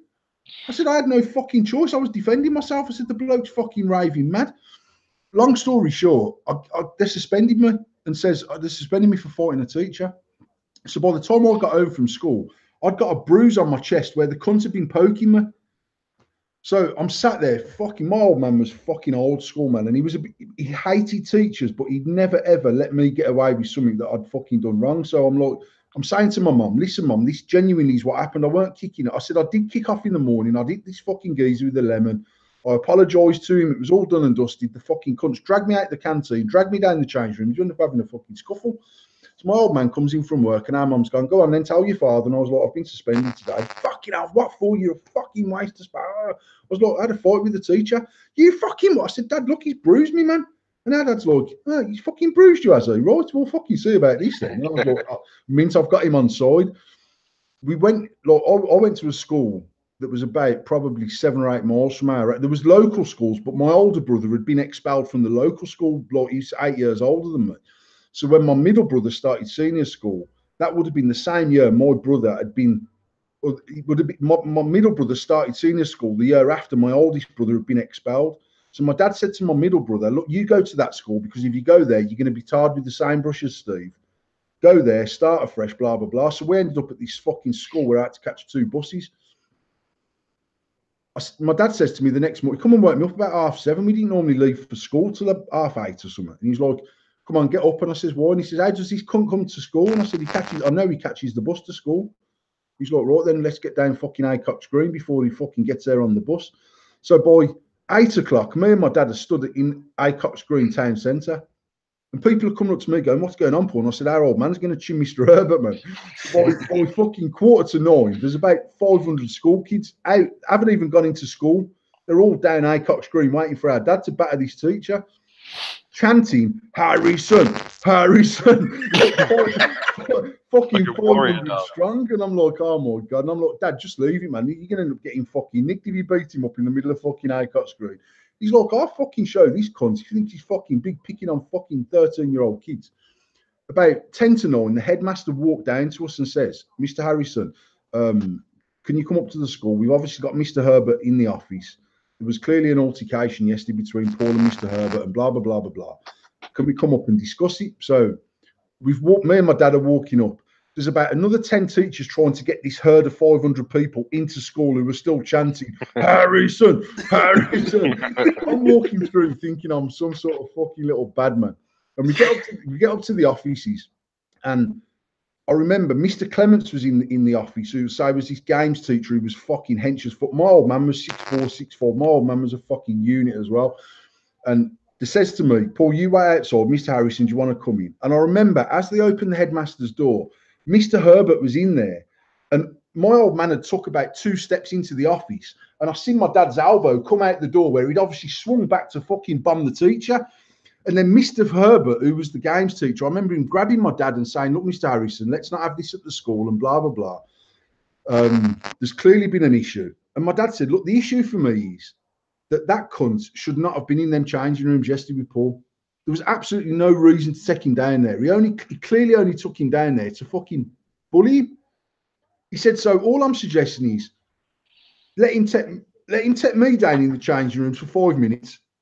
And whoever's fucking wins, he wins. That's it. Like, he's basically offering the teacher out for a straightener. So like, this happened in about the November. So I went back to school the next day and they put me in isolation. And about 10 o'clock in the morning, I just went home, caught the bus home with my bus pass. And our mum said, what the fuck are you doing home? I said, listen, they've put me in isolation, man. I ain't done fuck all wrong here. I ain't sitting in isolation.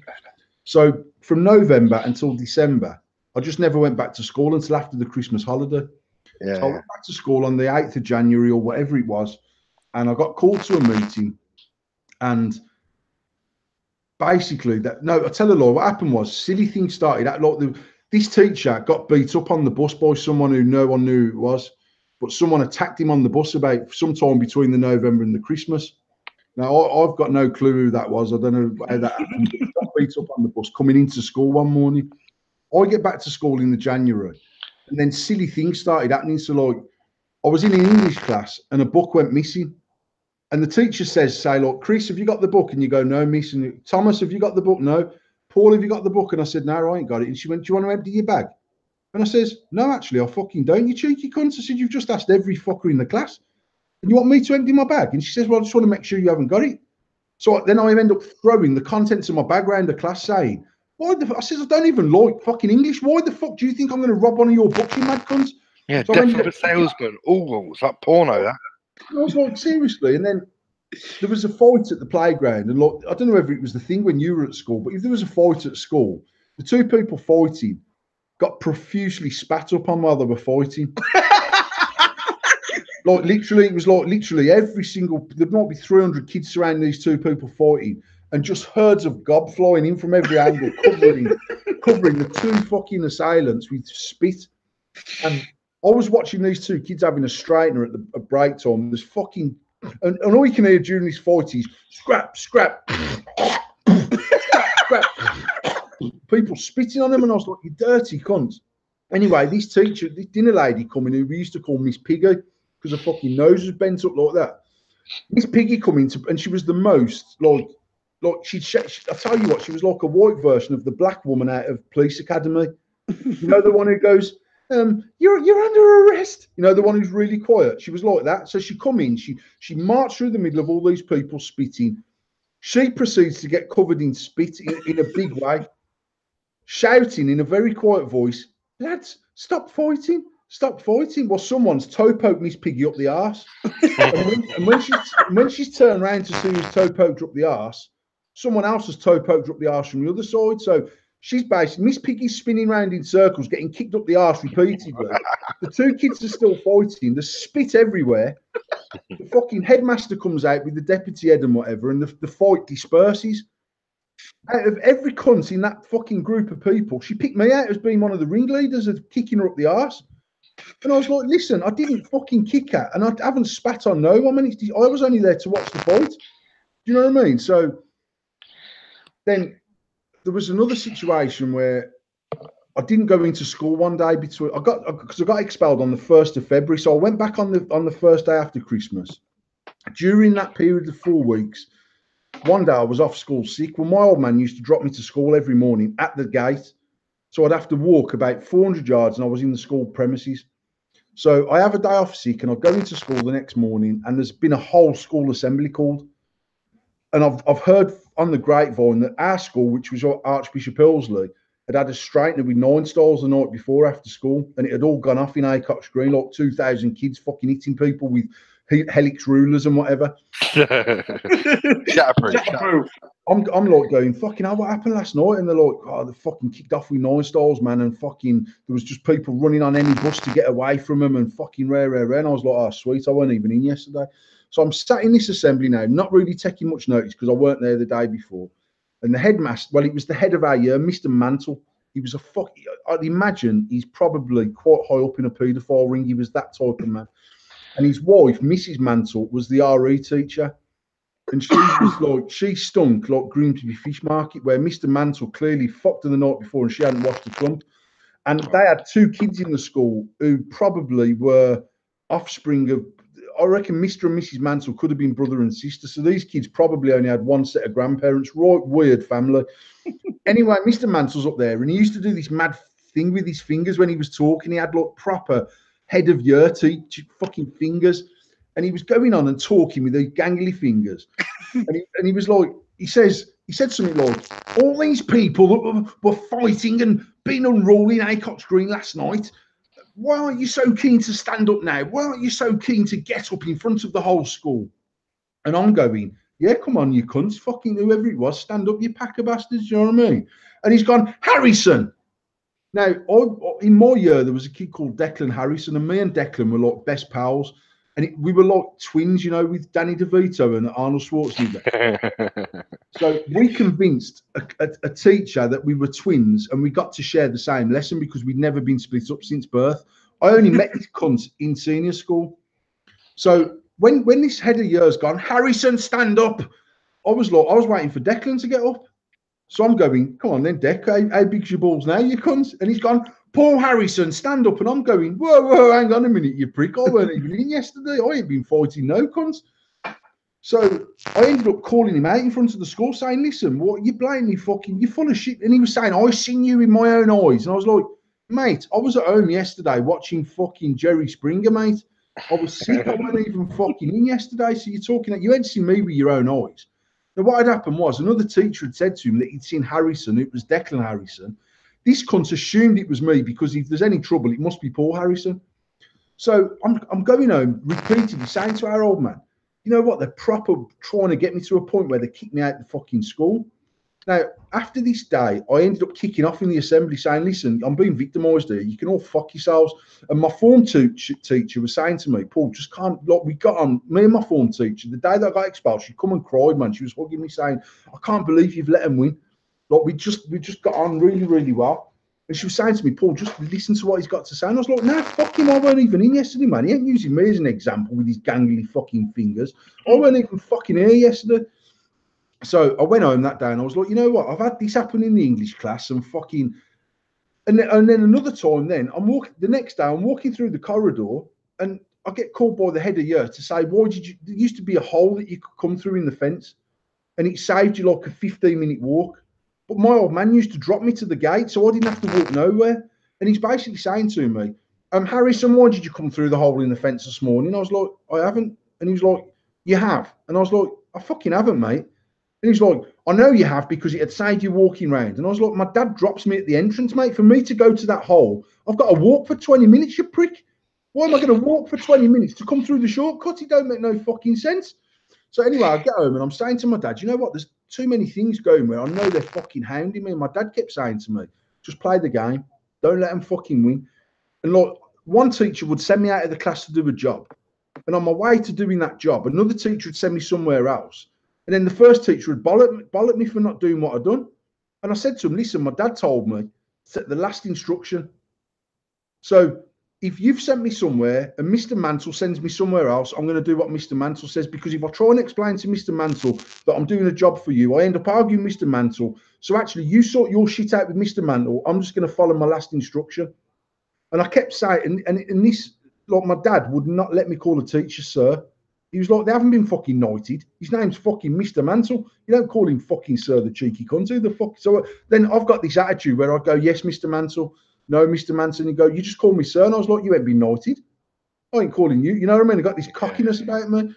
So I went for, I was first, like, I used to knock about with about 12 kids, and we were like, I wouldn't say we were like the hardest in the year, but actually we were probably like the funniest group of, I suppose it's like now, like you got the clique of vapors. Well, I was just in this clique of all the like the popular people in the year.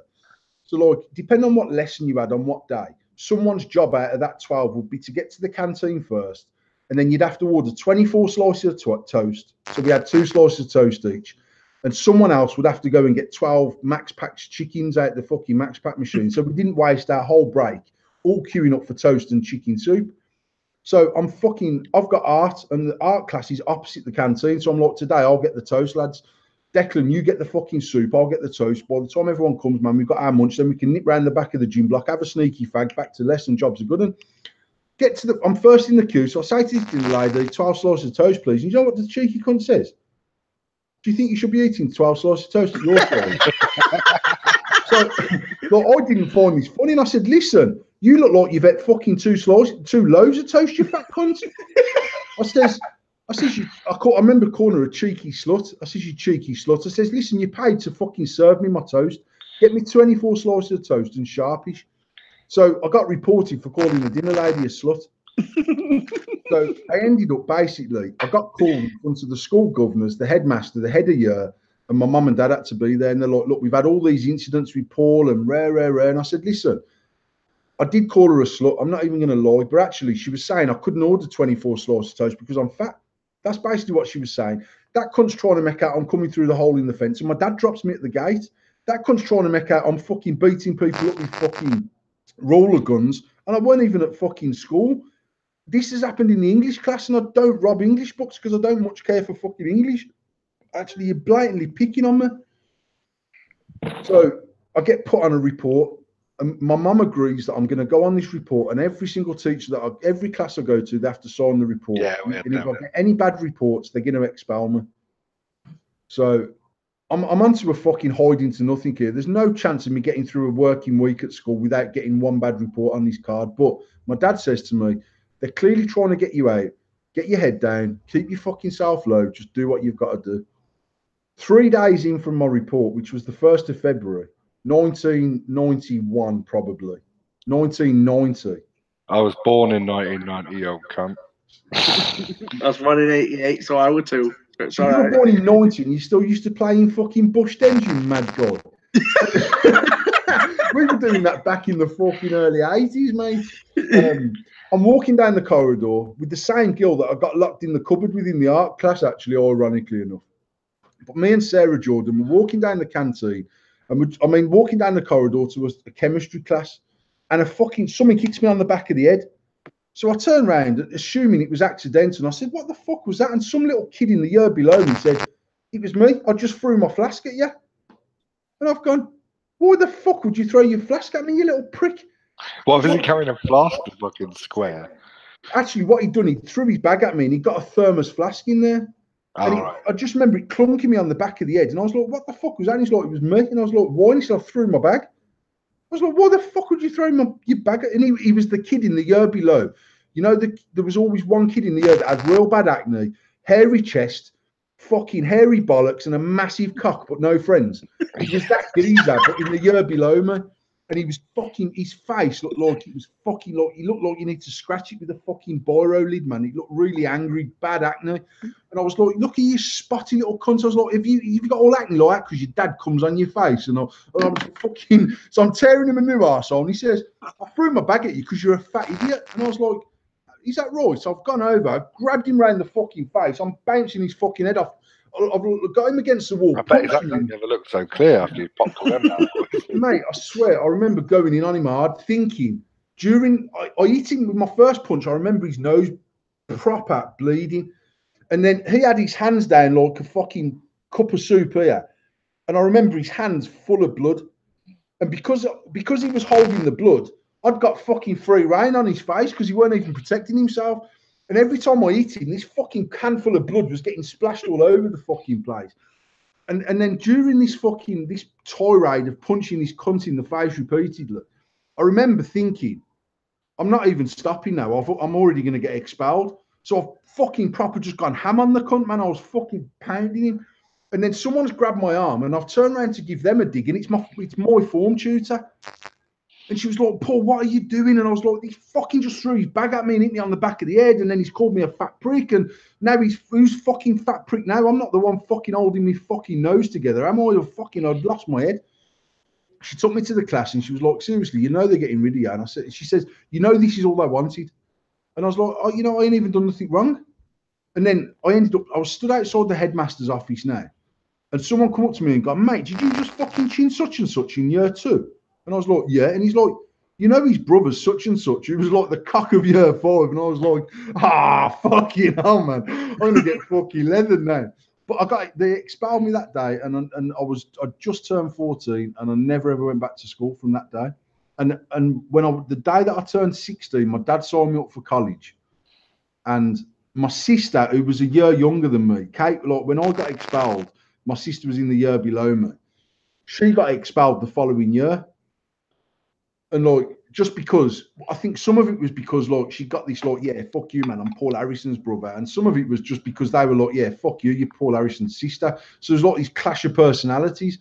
And then she was going up the stairs one day to a French lesson, and Miss Sagu, who was like a Pakistani or an Indian French teacher, that was walking up the stairs. Someone spat up the stairs to our sister at her. She's fucking bought up. Look, my sister used to smoke about 20 fucking roll-ups a day at fucking 13. So she's gone, popped up like the bottom of her lungs, spat it over the stairs. It fucking hit Miss Sagu in the fucking face. Like someone had threw a fucking dough ball at her. Do you know what I mean? Like proper big lump of phlegm on her head. So Kate got expelled for that. Probably rightly so, to be fair. But then they got Kate straight back into this school where they used to play pool and go and ride motorbikes and go skiing. And I was like, "Why the fuck ain't I gone to one of these special schools?" Do you know what I mean?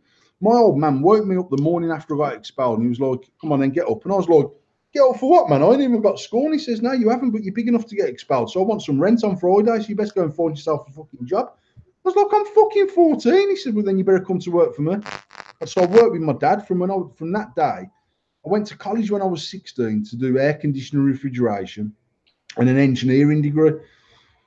And then about 4 weeks after I started college, the education board phoned my dad one day at work while we were out working and says, "We found Paul a placement at the school." And he was like, "He's not been at school for 2.5 years, you mad cunt. He's like legally left school now." And they were like, "Oh, you're joking? He obviously got lost in the system, hung up the phone, and that was it." And then I was thinking, actually, I should have sued a man for like just disowning me out the system. So pretty much, I've got the education of an orphan, is what I've got. The question is, all I've taken from this story is that you had a legitimate reason for being kicked out of school. Tom got kicked out 27 times because they got sick of using goose fat to lube up the doors to get him in. no, the question I've got is, do you regret any of that? You know what, mate? Look, I can honestly say now, as an older person, and I suppose having, like, Chloe's 19, Billy's nearly 16, and I can remember having similar conversations with Chloe at sort of 12, 13, 14, saying, like literally, mate, from when I started senior school to the day that I got expelled, I was in top sets in everything I'd done, and I know that rankled the teachers because, and I'm not blowing smoke up my own arse, I was actually naturally clever, not so much naturally clever. I had a natural ability to retain information. Yeah, that's exactly. So actually, when it comes to things like exams, I've never ever sat down and revised for an exam. Exactly. And I've never failed an exam. And even as sort of like a young 20-year-old, when I done my CPC for like the transport managers thing at work, it's a 10-day, very, very intense course that I knew nothing about. And out of 32 applicants, 4 people passed, and I was one of them, and I passed with distinction. And then when I done my health and safety diploma, the NEBOSH diploma, that's another 10-day, very, very intense course. I passed it with distinction. I've just got this ability to retain shit. So I was that kid in class that if we had an hour's lesson, I'd done my work in 35 minutes and fucked about for 25 minutes. So when we got to like parents' evening and stuff, like, and it was like exactly the same thing with my older brother, was he's so naturally gifted to achieve something in his life, and yet he wastes it. And my dad used to say to all of them teachers, listen, if Paul's doing an hour's lesson in 35 minutes, you need to give him something to occupy his mind. Because actually I wasn't like a naturally naughty kid. I wasn't someone who went into school to fuck about. I just found things funny. The kid that had to spend his whole hour in that class to achieve what he needed to achieve, he didn't find it funny because he needed that extra 25 minutes to learn his shit. Yeah. So my dad used to say to him, look, move him up a year if you have to. Put him into the next year up and make sure his mind's kept active all the time, because the minute he's got 10 minutes, he'll fill it with fucking about. That's just what Paul does. And actually, that's your fault, not his, because it's up to you to fulfill his needs within that class. So I can remember having exactly the same conversations with Chloe's teacher saying, look, she's not failed nothing. She's not achieved the mark. She's not done this. She's not done that. Actually, you fulfill her. And I think as a teenager, I do think now in hindsight that some of my dad's attitude about teachers certainly made me a little bit more fuck you, because I know I've got my dad's backing. But the other thing was... Sorry, give me 2 seconds. The other thing was that I actually didn't... I was never, ever trying to be genuinely obnoxious to teachers. I just felt that even though I was only 12 or 13 or 14 up until when I got expelled, that why do I have to take your opinion as gospel? Why am I not allowed to have an opinion?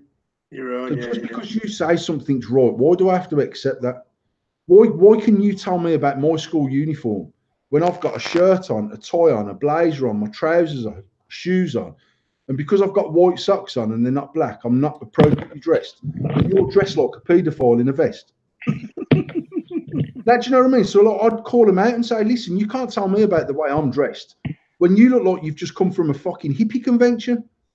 So when you dress appropriately, you can call me out about my school uniform. You're telling me about wearing trainers. You've got a pair of Dunlop tennis on, you mad geezer. At least I've got a pair of fucking Adidas 3 stripes on. Do you know what I mean? You can't fucking slag my trainers, mate. So it was sort of that attitude more than me just being an obnoxious, horrible teenager. Because actually, I wasn't that. I was raised with manners, and I was raised to use my manners, and I did use my manners, and I never, ever, ever went out of my way to be an arsehole unless I felt the teacher was being an arsehole with me. And it was a bit like, actually, you can't dictate to me just because you're my teacher. And even if you let me have my say, and at the end of it tell me, okay, I've listened to what you've said, Paul, now fuck off, I'll gladly fuck off, but hear me out. But teachers don't like that. They want that. Some of them just want sheep. They want to teach sheep Yeah. who are told what to do, when to do it, how to do it. And I just wasn't that person, and I'm still not that person today. And out of my 5 brothers and sisters, I was the only person that would question my old man. And 99 times out of 100, that questioning my dad would get me a smack up the head. But I'd still say to my dad, I've listened to what you've said, but I just don't agree with you. Now, if at the end of all of that, my dad says to me, right, I've listened to you, but I don't give a fuck, I'm the dad, do what you're told. I'd go and do it, but I still felt I had to have my say. And that got me into more trouble than just me accepting what they say for the sake of accepting it. So I don't regret anything that I've done, to be perfectly honest. I don't regret the way that my life spanned out. It's just, it's worked out the way it's worked out. And Right. So, Think about it. where, as I said, I'm starting this new job, right? So I've had to send all my qualifications over to him and all this shit. Well, in these qualifications folder, I've got my old school report from when I left school. So I thought I'd share a bit with you. So Definitely since you're a cunt. end of key stage 3 levels achieved. Subject English, test level 7. Maths, test level 7. Science, test level 7. Teacher's assessment, English 4. Maths 5. Science 5. So they obviously thought I was worse than I was. But yeah, this is all of my teachers for like my GCSE levels and what they think. So I'm just going to skip all the bollocks they put in. Christopher, this is PE. Christopher has some understanding of the safety requirements for taking part in physical education and can usually work safely in most situations.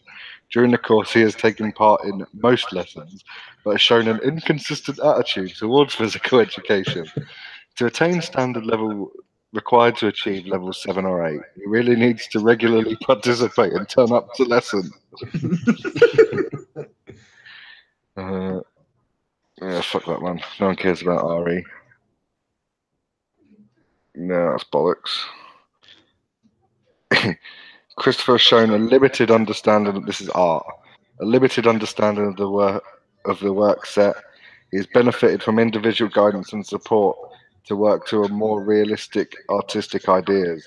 And overall, his level of motivation and interest has occasionally been satisfactory.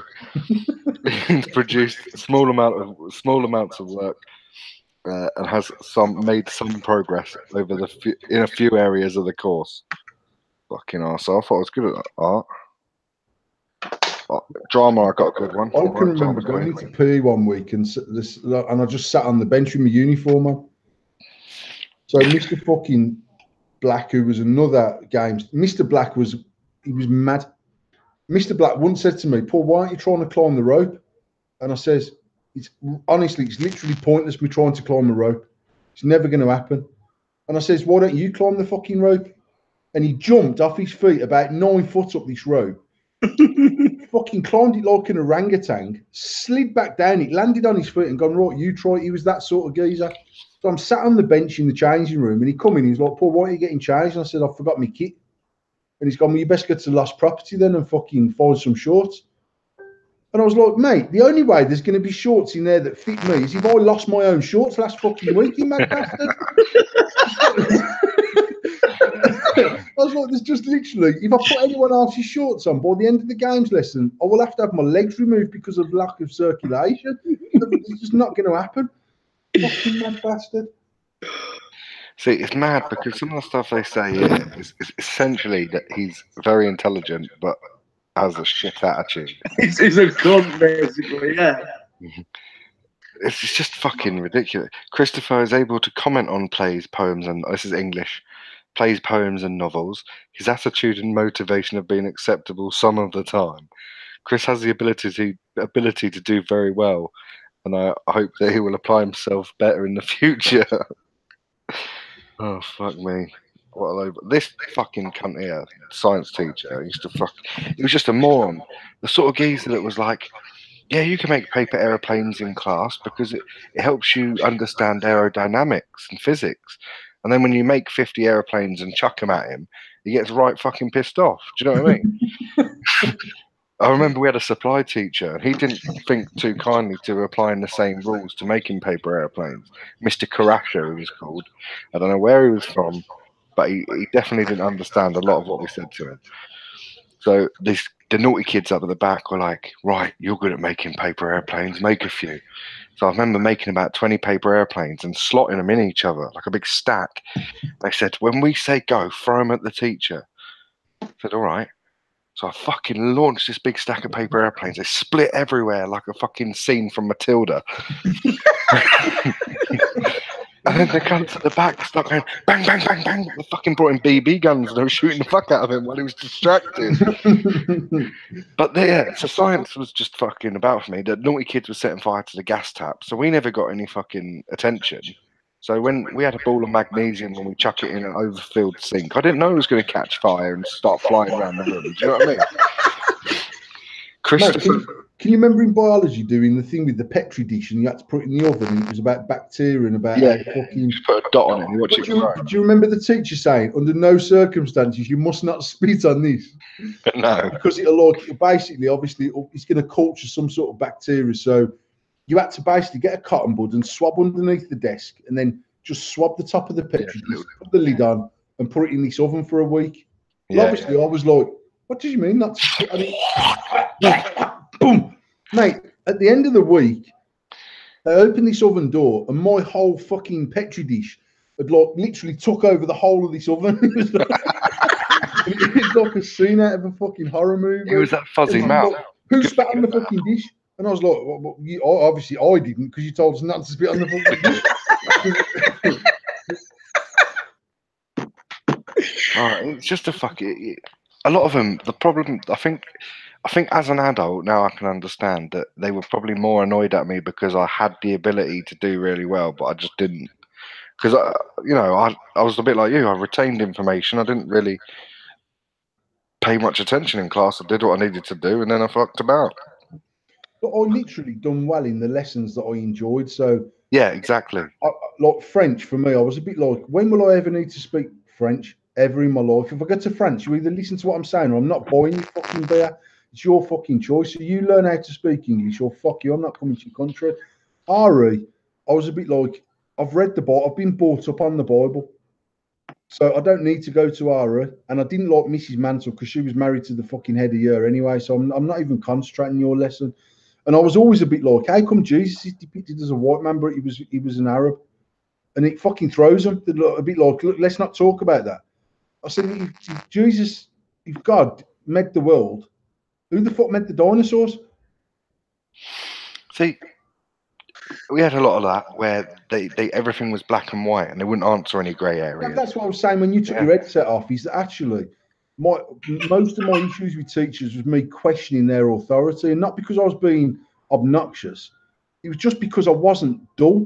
So when they said something that didn't make sense to me, I'd question them. So I can remember saying in RE, Miss, you've just said that God created the world in 7 days. We're in the year 2018, so it's 2,000 odd years since Jesus was about, well, whatever he was then, 1992. 2,000 years ago, this cunt was about. They've already proved that dinosaurs are millions of years old. Who the fuck made the dinosaurs? Yeah. Well, what were the dinosaurs walking on if God only created the world 2,000 years ago? Because that's just bollocks. And then they'll be like, Paul, you fucked up our lesson here. You fucked up our whole story. You fucked up the whole idea of religion, you bastard. Yeah, and it was, I was a bit like, so like maths was my thing. So I was always good at maths. I enjoyed art. I enjoyed like home economics. I enjoyed woodwork and metalwork, and I enjoyed sciences, and I enjoyed physics because I was good at maths, and I enjoyed chemistry because I could fucking set fire to shit and throw potassium into water on someone else's sink. And yeah, that's exactly what I was like.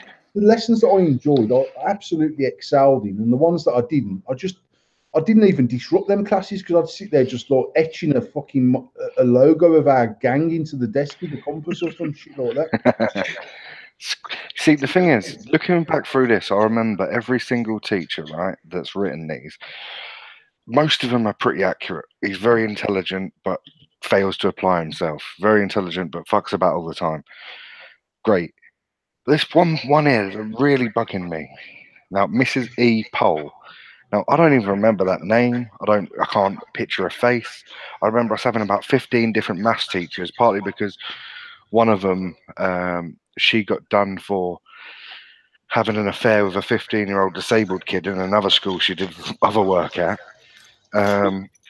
So, yeah, it was like a cursed job position. But this woman's got a tongue right on my fucking arsehole, and I don't even know who she is. Christopher has been working towards advanced higher level of GCSE mathematics. With a less casual approach, see, that's pretty accurate, he would improve his skills. Christopher has developed the ability to work within a range of real-life situations and can solve problems without the aid of a calculator. He's demonstrated an acceptable understanding of algebra and can solve linear and quadratic equations. He has the ability to apply Shut up, Alexa. He has the ability to apply trigonometric ratios without assistance. This is all bollocks because I don't know what half these words are. There's no fucking way I can apply trigonometric ratio. Christopher can receive information from a computer database and make effective use of tables and graphs. Bollocks, I only got to grips with pie charts about 2 years ago. That's fucking bullshit, that. There's a statement from me here where you have to write your own personal statement. I'm not even going to go into that. Sound like a right cunt. Just looking at it's making me cringe. Yeah, check this out. This is something you won't believe.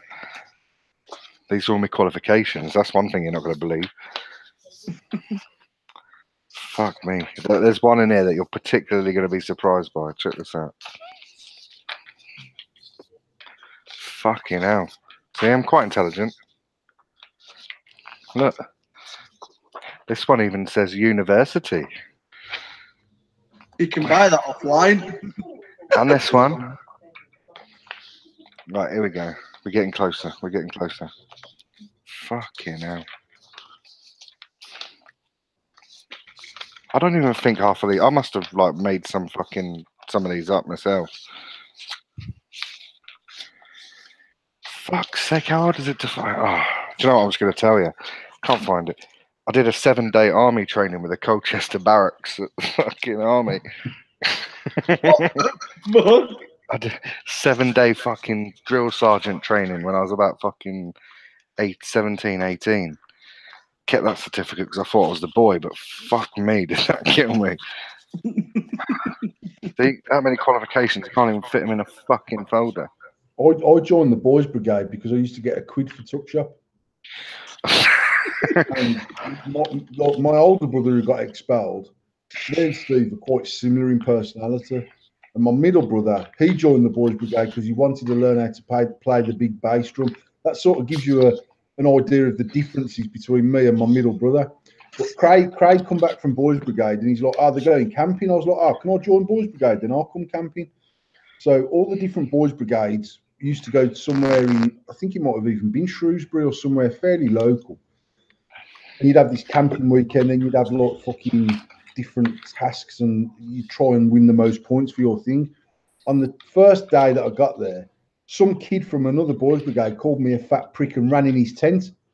So I ran and dived on the outside of the tent and nearly broke some other cunt's neck. And literally, when I dived on the tent, not even thinking that this thing is no way it's going to hold more weight. The two tent poles fucking met each other in the middle and nearly speared someone's head off their fucking shoulders who was inside the tent. The kid that I'd landed on, when they finally pulled the tent off him, was lay there like Stephen Hawkins because they thought I'd broke his fucking neck. Oh, and they drove me home from Shrewsbury, and I got kicked out of the boys' brigade. See, I tried joining the Boy Scouts or the fucking army. Like, what do you call it? Like the kids' army. Cadets. The cadets, not Hitler Youth, like the cadets. Yeah. I tried joining that. Right, all the naughty kids went there, and they realised that I was a bit of a funny cunt, so they sort of took me in. I wasn't one of the hard kids, but I'd rip the piss out of any cunt, and they fucking loved it. We sit in the back of fucking RE, laughing about, I don't know, fanny scabs or something. Oh. So we're there, and they're like, right, we're going to bomb it down our BMXs. Well, I had this fucking heap of shit rally thing that my mum had swapped for a fucking, I don't know, swapped for a soda stream without any gas. Had a fucking square wheel, and on the back, it had those little beads that went clink, clink, Spokey clink. Dokey. Yeah. Spokey Dokey's out the fucking sugar puffs.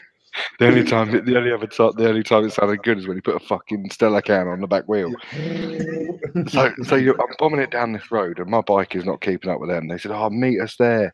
So they fucked off ahead. So I'm like just toddling along, a bit fat, can't be asked. So I get down this hill. I thought, what's the point in exerting myself to then get there and have to run around and pretend that I'm a commando? Do you know what I mean? So I get down this fucking hill, and this lad steps out, and he's like, "Here, mate." So me being a fucking bit of a moron, was like, "Yeah," and he fucking comes over with about 4 of his mates and pushes me off my bike. I'm like, "Oh, here we go." So I stood up and he's like, "You called my mum a slag." I said, "I don't know who your mum is. I'm sure she's a lovely woman." Like, just thinking that comedy would save me because all the cool kids at school accepted me because I was funny. They don't like it when they're picking on you because you called their mum a slag. So he's like, "Yeah, you fucking called my mum a slag," and he's pushing me, and I'm like, "Fuck's sake!" And one of my mates at school's older brother was there, and you can see he looked a bit awkward. Like, do I defend him? Do I look like a cunt in front of my mates? You know what I mean? So I'm there, and his mates are all laughing and that, and he pushed me, and I stepped back, and a car come past and fucking hit me. Like, it wasn't going too fast, and I don't think it probably did some fucking damage, but at the time, adrenaline kicked in then, and I was fucking panicking. So I grabbed my bike and I just fucking ran. I was about 13 or something. So I bombed out this fucking massive hill, and then all the way home, and I'm fucking having a panic attack at this point. I'm like, I've just been hit by a car. This kid is fucking. His mum's angry at me because apparently I called her a slag. I'm like, what do I do? These kids are like 3 years older than me. They're gonna fucking. Do you know what I mean? Panicking, proper fucking having a proper full-on panic attack.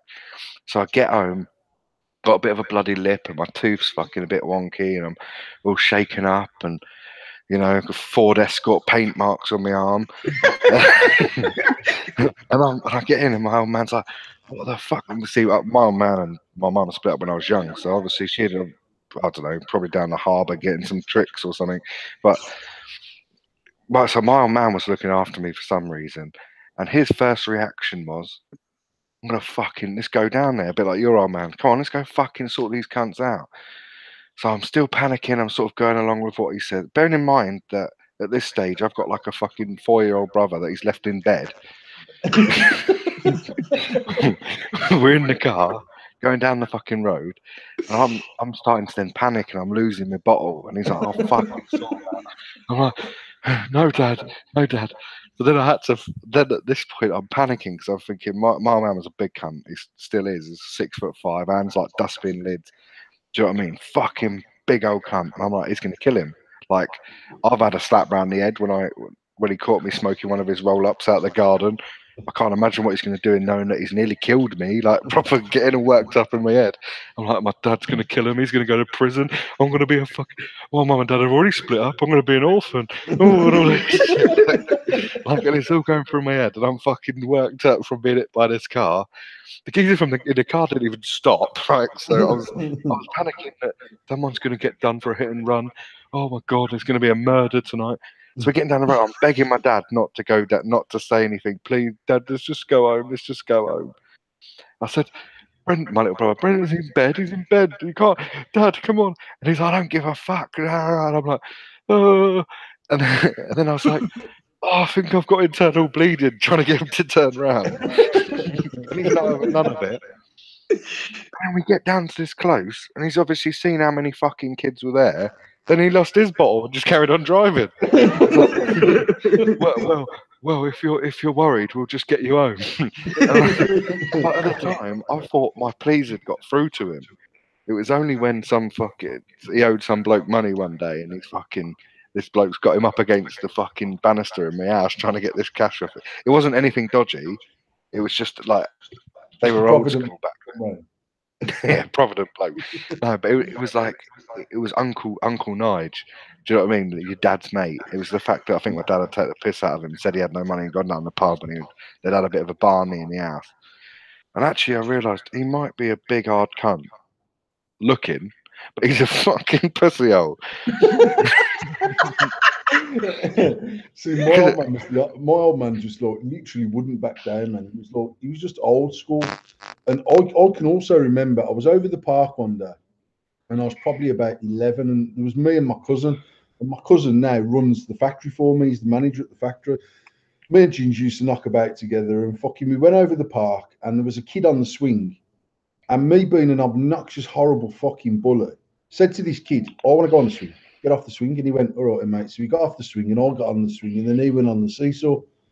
So Then you wanted to go on the seesaw. I'm like, "Mate, get off the fucking seesaw. It's my fucking go." Then he went on something else, and I was like, "Yeah, get off the roundabout. I'm going on the roundabout, you prick." And after about 20 minutes, this kid turned around and knocked 7 barrels of shit out of me. And I'm talking properly, give me a good hiding. So I've cycled home crying, fucking snot, blood and tears. And I remember walking into my house with a black eye and blood on me fucking nose and fucking snot down my t-shirt. And my dad saying, "What the fucking hell's happened to you?" And I'm like, "Some kids just attacked me on the park for no reason." And like, to be honest, if I'd have gone in and said I was bullying this kid over the park and he's giving me a dig, Dad had to give me another shot and said, "Don't," because my dad was not a bully. Yeah. And he was like, "He's what?" And I said, "I was over the park with Darren, and basically this kid fucking started calling me fatty, and I made up a load of shit basically." And he's like, "Right then." I remember my mum and dad had just had a new dining table and chairs in the house. So on the drive, in true pikey style, was the old table and chairs out the front of the house. And he walked out of the house, and I remember him smashing up one of the chairs and giving me a leg of a chair and saying, "Right, get in the car. Come on, we're going." And my older brother jumped in the back with another bit of a chair that bounced off this chair that my dad had broke up. And he was like, "Go over there, you get this fucking chair leg and you fucking belt him around the park." And I was like, "Oh my God." I was like, my fucking arse was twitching like a rabbit's nose. Yeah. But I was thinking, at least my dad and my brother's there. So we parked up and you've got to walk over a grass hill. And I remember walking up this grass hill and you can't see the park until you're at the peak of the hill. It's not a big hill, it's probably, I don't know, 20 or 30 foot. Yeah. I remember walking up this hill with this leg of the chair, and my dad I could hear my dad's footsteps and knees cracking behind me. Going, "You go down there, and if he's there, you walk over, you fucking belt the life out of him with this." And I was thinking, please, when I get to the top of this hill, hopefully this playground's empty. And I walked to the top of the hill, and they were still all sat there. And I was like, "Oh, fuck's sake, man." And I walked down there, and I was like, "I'm just going to have to walk up and clump this kid straight around the fucking head." So this is my intention now. So I'm probably, I don't even know if I'd have been 11. I might have been 9 or 10. I was just a youth on my fucking BMX. And I remember walking down the fucking hill, and I remember one of the other kids says, I don't even know who this kid was. I didn't know who it was off our manor. Still don't know who it was to this day. But I remember someone saying, look, say for argument's sake, "Chris, that's that kid you've just chinned." Now, obviously, Chris has looked up, or whoever it was, and seen me. I've got this fucking piece of wood. My dad and my brother are bowling behind me. And if I was 11, our brother would have been 17, 18. Oh, fuck. I fucking swung the leg of the chair at this cunt, and he snatched it straight at me fucking hand. And I'm fucking like, "Oh, fucking hell, man." My man's fucking running at me with this fucking chair. Sweet, I've run off, I've passed my dad and my brother who's walking towards me, and I can hear where this fucking leg chair is swinging really close to the back of my fucking head. And it was only because our brothers fucking clumped him on his way past that he never fucking got me. I was like, fuck's sake, man, just take me home, will you? I need me fucking always fucking swallow up like a cunt.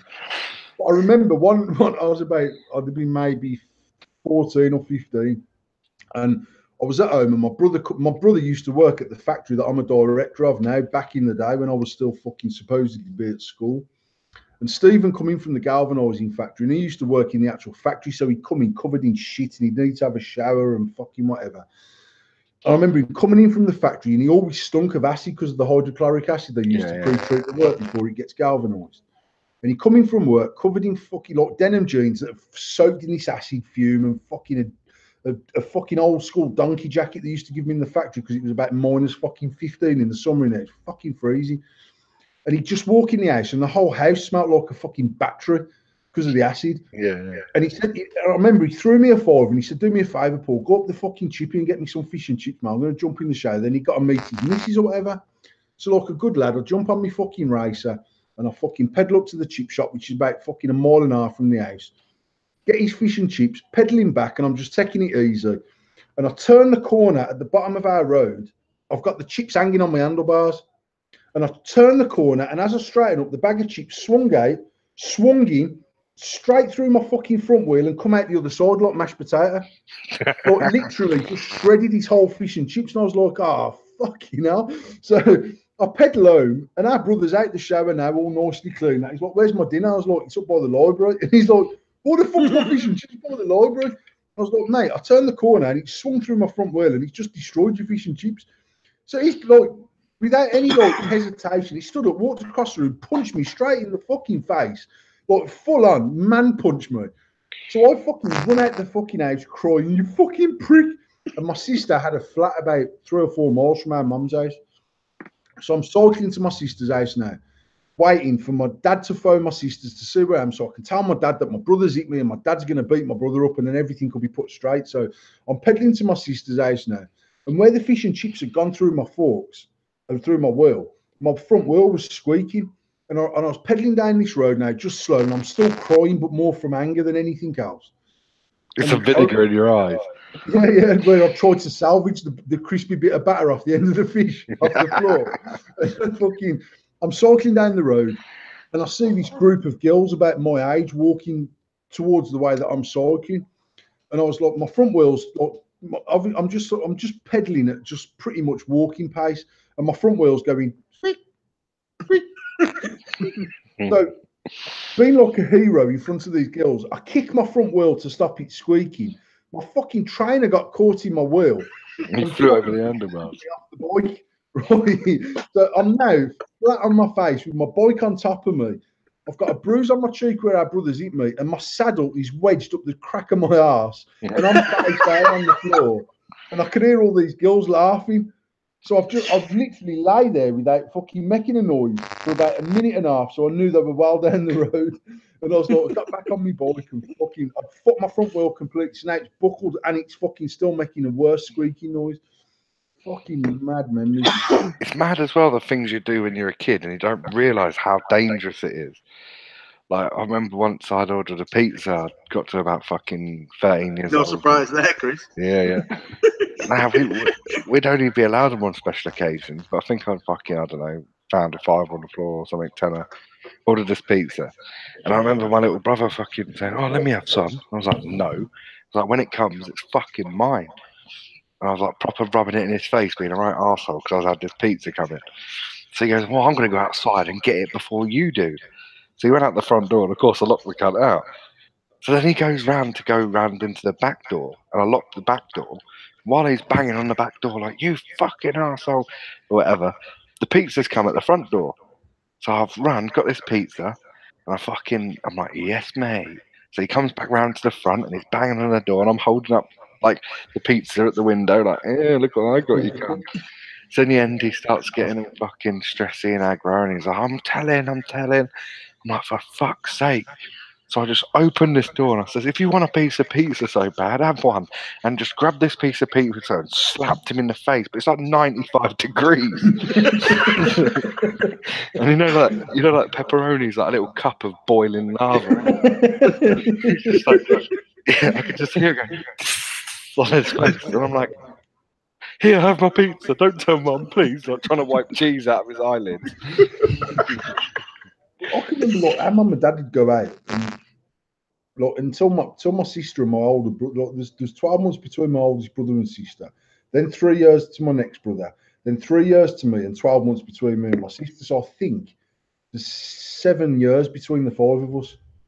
So when we were, like, say 12 or 13, my older brother and sister was 16, 17, 18. So my mum and dad would never ever leave us. So if they went out, my brother or my sister had to be in to look after us. And every time the Ford Cortina would pull off the drive, an absolute carnage would break in the house from every angle. And then, like, my sister would come running in the living room, like, Craig's on the window ledge, Craig's going to jump out the window and kill himself. Now, in hindsight, we should have let him do this, because at worst, he'd have broke both his ankles. He weren't that fucking high up. Yeah. We're all downstairs now in the back garden going, Craig, don't jump, man. Don't kill yourself, man. How the fuck we even going to explain that to mum and dad that you're dead outside when they come back? And he's like, no, man, I'm finished with you bullying me. I'm going to jump and I'm going to kill myself. And I was like, years later, I was like, as if we never ever let him do that just for jokes, because he would have just shattered one of his legs.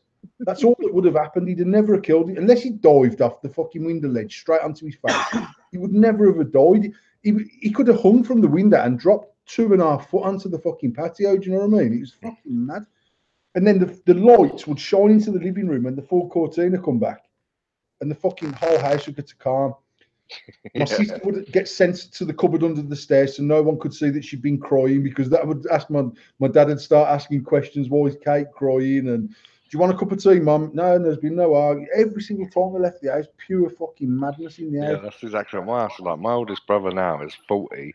My youngest brother's 22, and I've got a fucking sister that's about a year younger than me, and I've got like a 35-year-old, 36-year-old sister. So the age range is fucking massive. And in the house, we were annoying little cunts. We were always arguing. So the old ones were always fucking arguing. And I remember my sister had a boyfriend, and he had a car. This was a fucking new thing, because my old man was the only one that drove in our house, and he didn't live with us, so cars weren't really important. So he had this car, and I remember he'd had a massive argument with my sister. I don't know how old they were, or how old I was. Pretty young, so they must have been about, say, 20 odd. And they'd had this big fucking screaming match. It was the first time me and my fucking younger siblings got on. So we were all like panicking, like, what's going on? What's going on? So they were arguing and fucking shouting and screaming. And he says, right. He says, I'm going out. And he sees me by the front door, like all cowering. And he's like, you coming with me? And I thought he said, you're coming with me, not are you coming with me? So I was like, okay. And I get in the car, and he's like, we'll go to the Golden Arches. Yeah, that'll make everything better. And then I had in my head that the Golden Arches was like a bridge, and he was going to drive us off it. So the whole way there, I'm shitting myself that he's going to kill himself and me in this car. And I'm like, he's like, put your seatbelt on. I kept on doing it sneakily in case I needed to get out the window. I'm like, oh, it's really hot in here. And he's like, it's December. It's like -2. Do your window up. I'm like, oh, I'm really, really hot. And I remember I was proper shitting myself. And he's like, he just kept saying the Golden Arches. And I'd never heard that said before. So obviously I didn't know what it was. And I remember we're going past this shopping centre where this McDonald's was, and just past there was a big old bridge that dropped off. I was like, oh fuck, this is it, I'm gonna die. And then he goes, oh yes, they've put a Burger King in, we'll go there instead, and just spun in. And I'm like, what? I'm not dead. Like, thank Jesus, and I'm like, I'm not dead, we're gonna survive. And then I was so worked up that I wasn't hungry. Oh, fucking hell. But the things, I remember once I had a row with my fucking sister. This is a bit of a touchy subject, so I'm not making light of it, but I remember once we was out in the garden and we were digging, and there was this plant pot made out of a tyre. This is how ropey our fucking family was. Someone had obviously cut around the bottom of the tyre, then folded it over on itself. So it had like the bottom of the alloy as a fucking base, and then this big plant pot. And we used to always take the compost out of there and fuck about. I remember once she'd pissed me off, and I launched a handful and smashed her straight in the eye. We had to go down A&E. Different story. Through this fucking thing, and there's this gold box in it. And I'm like, yes. I'm like, we found treasure. Fucking right. So I've got this gold box out. Now, it turns out my mum had never told us this, but my little brother had died. And they'd put his ashes in this box in the back garden, in this plant pot. And I'm not joking, I fucking dug up my brother's ashes. And I didn't know. And looking back, I can look back and laugh, well, not laugh, but not feel as bad about it. But I remember saying to my mum, I said, I found this treasure in the garden. And she just burst into tears. And then I'm like, the fuck? Like, what have I done? I didn't understand, And then they had to sit down and have this conversation with me. And you know, at that young age, I was fucking traumatized. So then for years after that, I was really scared of mud. Like, I had a real irrational fear of mud. And this was about the time that fucking, you know, like zombie films and stuff were happening. And I remember they'd released like the original Mummy film, I think it was. And obviously they found this tomb with loads of treasure in it. And then they were being fucking. So I had nightmares for about fucking 5 years about this. Like, it proper fucked me up as a kid. So then I remember I'd walked home with the naughty kids. And I used to always walk this. Like, so there's this one road you'd walk home, and then you go past the petrol station down this other road. And it was like a couple of mile walk. And I remember going up by this sports park. So there's like this like path going up, and there's these trees that grow over it, and then there's a big hill that leads up to this fucking sports park. And I remember him saying, "I will walk up the top of this hill." But this time, I was really still scared of mud. Like, I just had this irrational fear of mud. So I'd walked up this fucking top of this hill, and we were walking along it, and I'm really fucking shitting myself here. Like, I'd avoided mud for at least like 3 months at this point.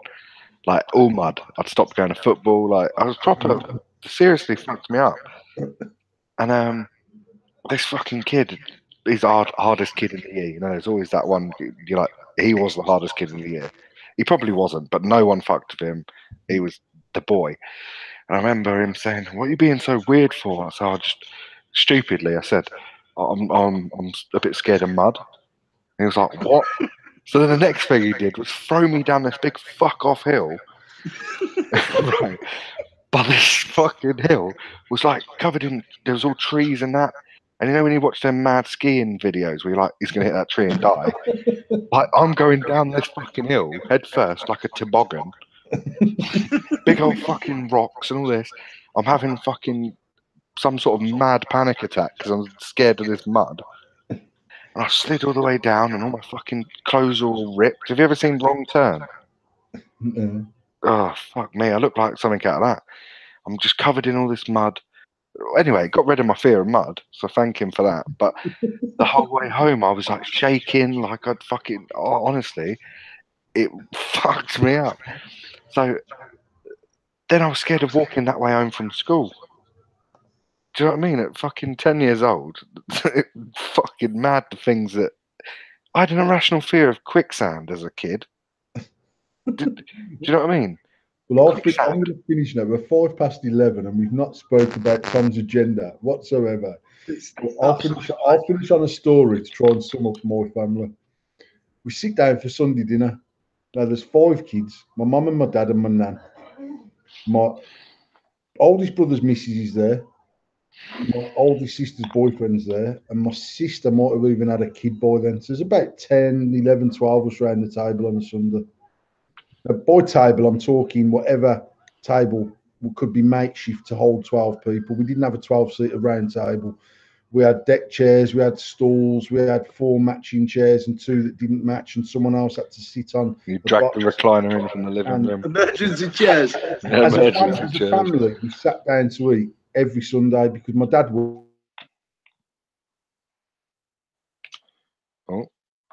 Oh, crashed. And we had a full Sunday. Oh, you crashed for a minute, Paul. I've crashed. No, you're back now, Right. but you crashed for a minute. And we're all sat around the table and we're talking away. And my oldest brother says, "Well, I've got everyone at the table. Who's robbed Becky's dildo out the bedroom?" I was like, "You two?" I was fucking spat me mint sauce out all over the fucking table. And I know my nan's a bit like, I didn't even know there was one loafing about that I could have fucking borrowed. I was like, seriously, as if you wait for us to sit down for Sunday dinner to ask who's robbed the dildo out of his bedroom. Fucking shocking. Yeah, my family. I've got another story that I can never tell you on air that he's just the funniest thing ever. And I'll tell you too, because after, I can't tell it on air because it's shocked. Nah, not even that story. See, my older brother, he was like a fucking techno DJ. Do you know what I mean? Back in the day, he was the boy, had all his mates, and they used to come around and have house parties and that. And we had a foam sofa. Check that out. We had a whole sofa that was made out of foam, and the back folded down into a bed. So I remember everything was put to the back, and there was a sofa under the stairs and all this shit. I'm sitting under there at like 10 o'clock at night drinking fucking apple juice. I'm like, yes, I'm the boy. Like, oh, I'm up at 10. Yeah, must have been about 6. This is how much this is stuck in my head. So I must have been about 6. I'm like, yeah, I'm up at 10. Oh my God. And all these girls, about 15-year-old, thinking, oh, he's so cute. Come sit on my lap. And all that. I'm like, yes. Proper thinking I'm the boy. And I remember first time my brother had ever actually had a bird stay over. So I'd gone up to fucking bed, got up in the morning, come downstairs. My mum was saying to my brother, had slept on this foam sofa. It's like, come on, get up. You know, you've got all this mess to clear up and all that. You've had a fucking party, you know. Get up, get up. And she goes, for fuck's sake, get up, and pulled the cover off him and this bird. And this bird was laying there bollock naked with his finger up unhinged. And I'm standing there like, I remember it like it was yesterday. I've been thinking about that every night for the last 20 years. But honestly, it was the fucking most. Who sits there having an argument with their mum about whether they're getting up or not while he's trying to fucking get his missus off? Do you know what I mean? That sums our family up. We're the sort of fuckers that had the washing machine in the front garden. We had, do you know what I mean? All of us were sharing a bike that we'd stolen off the next door neighbour. Do you know what I mean? We were just, but you know, it's mad because we do all that stuff, and we all grew up to be pretty decent people, and you know, we never properly traumatized anyone. You know, I never went around kicking fuck out of like little kids or anything like that. You know, like I was always all right kid. Do you know what I mean? But you think there's people that are fucking out there that have come from mega rich families that turn into the biggest cunts in the world.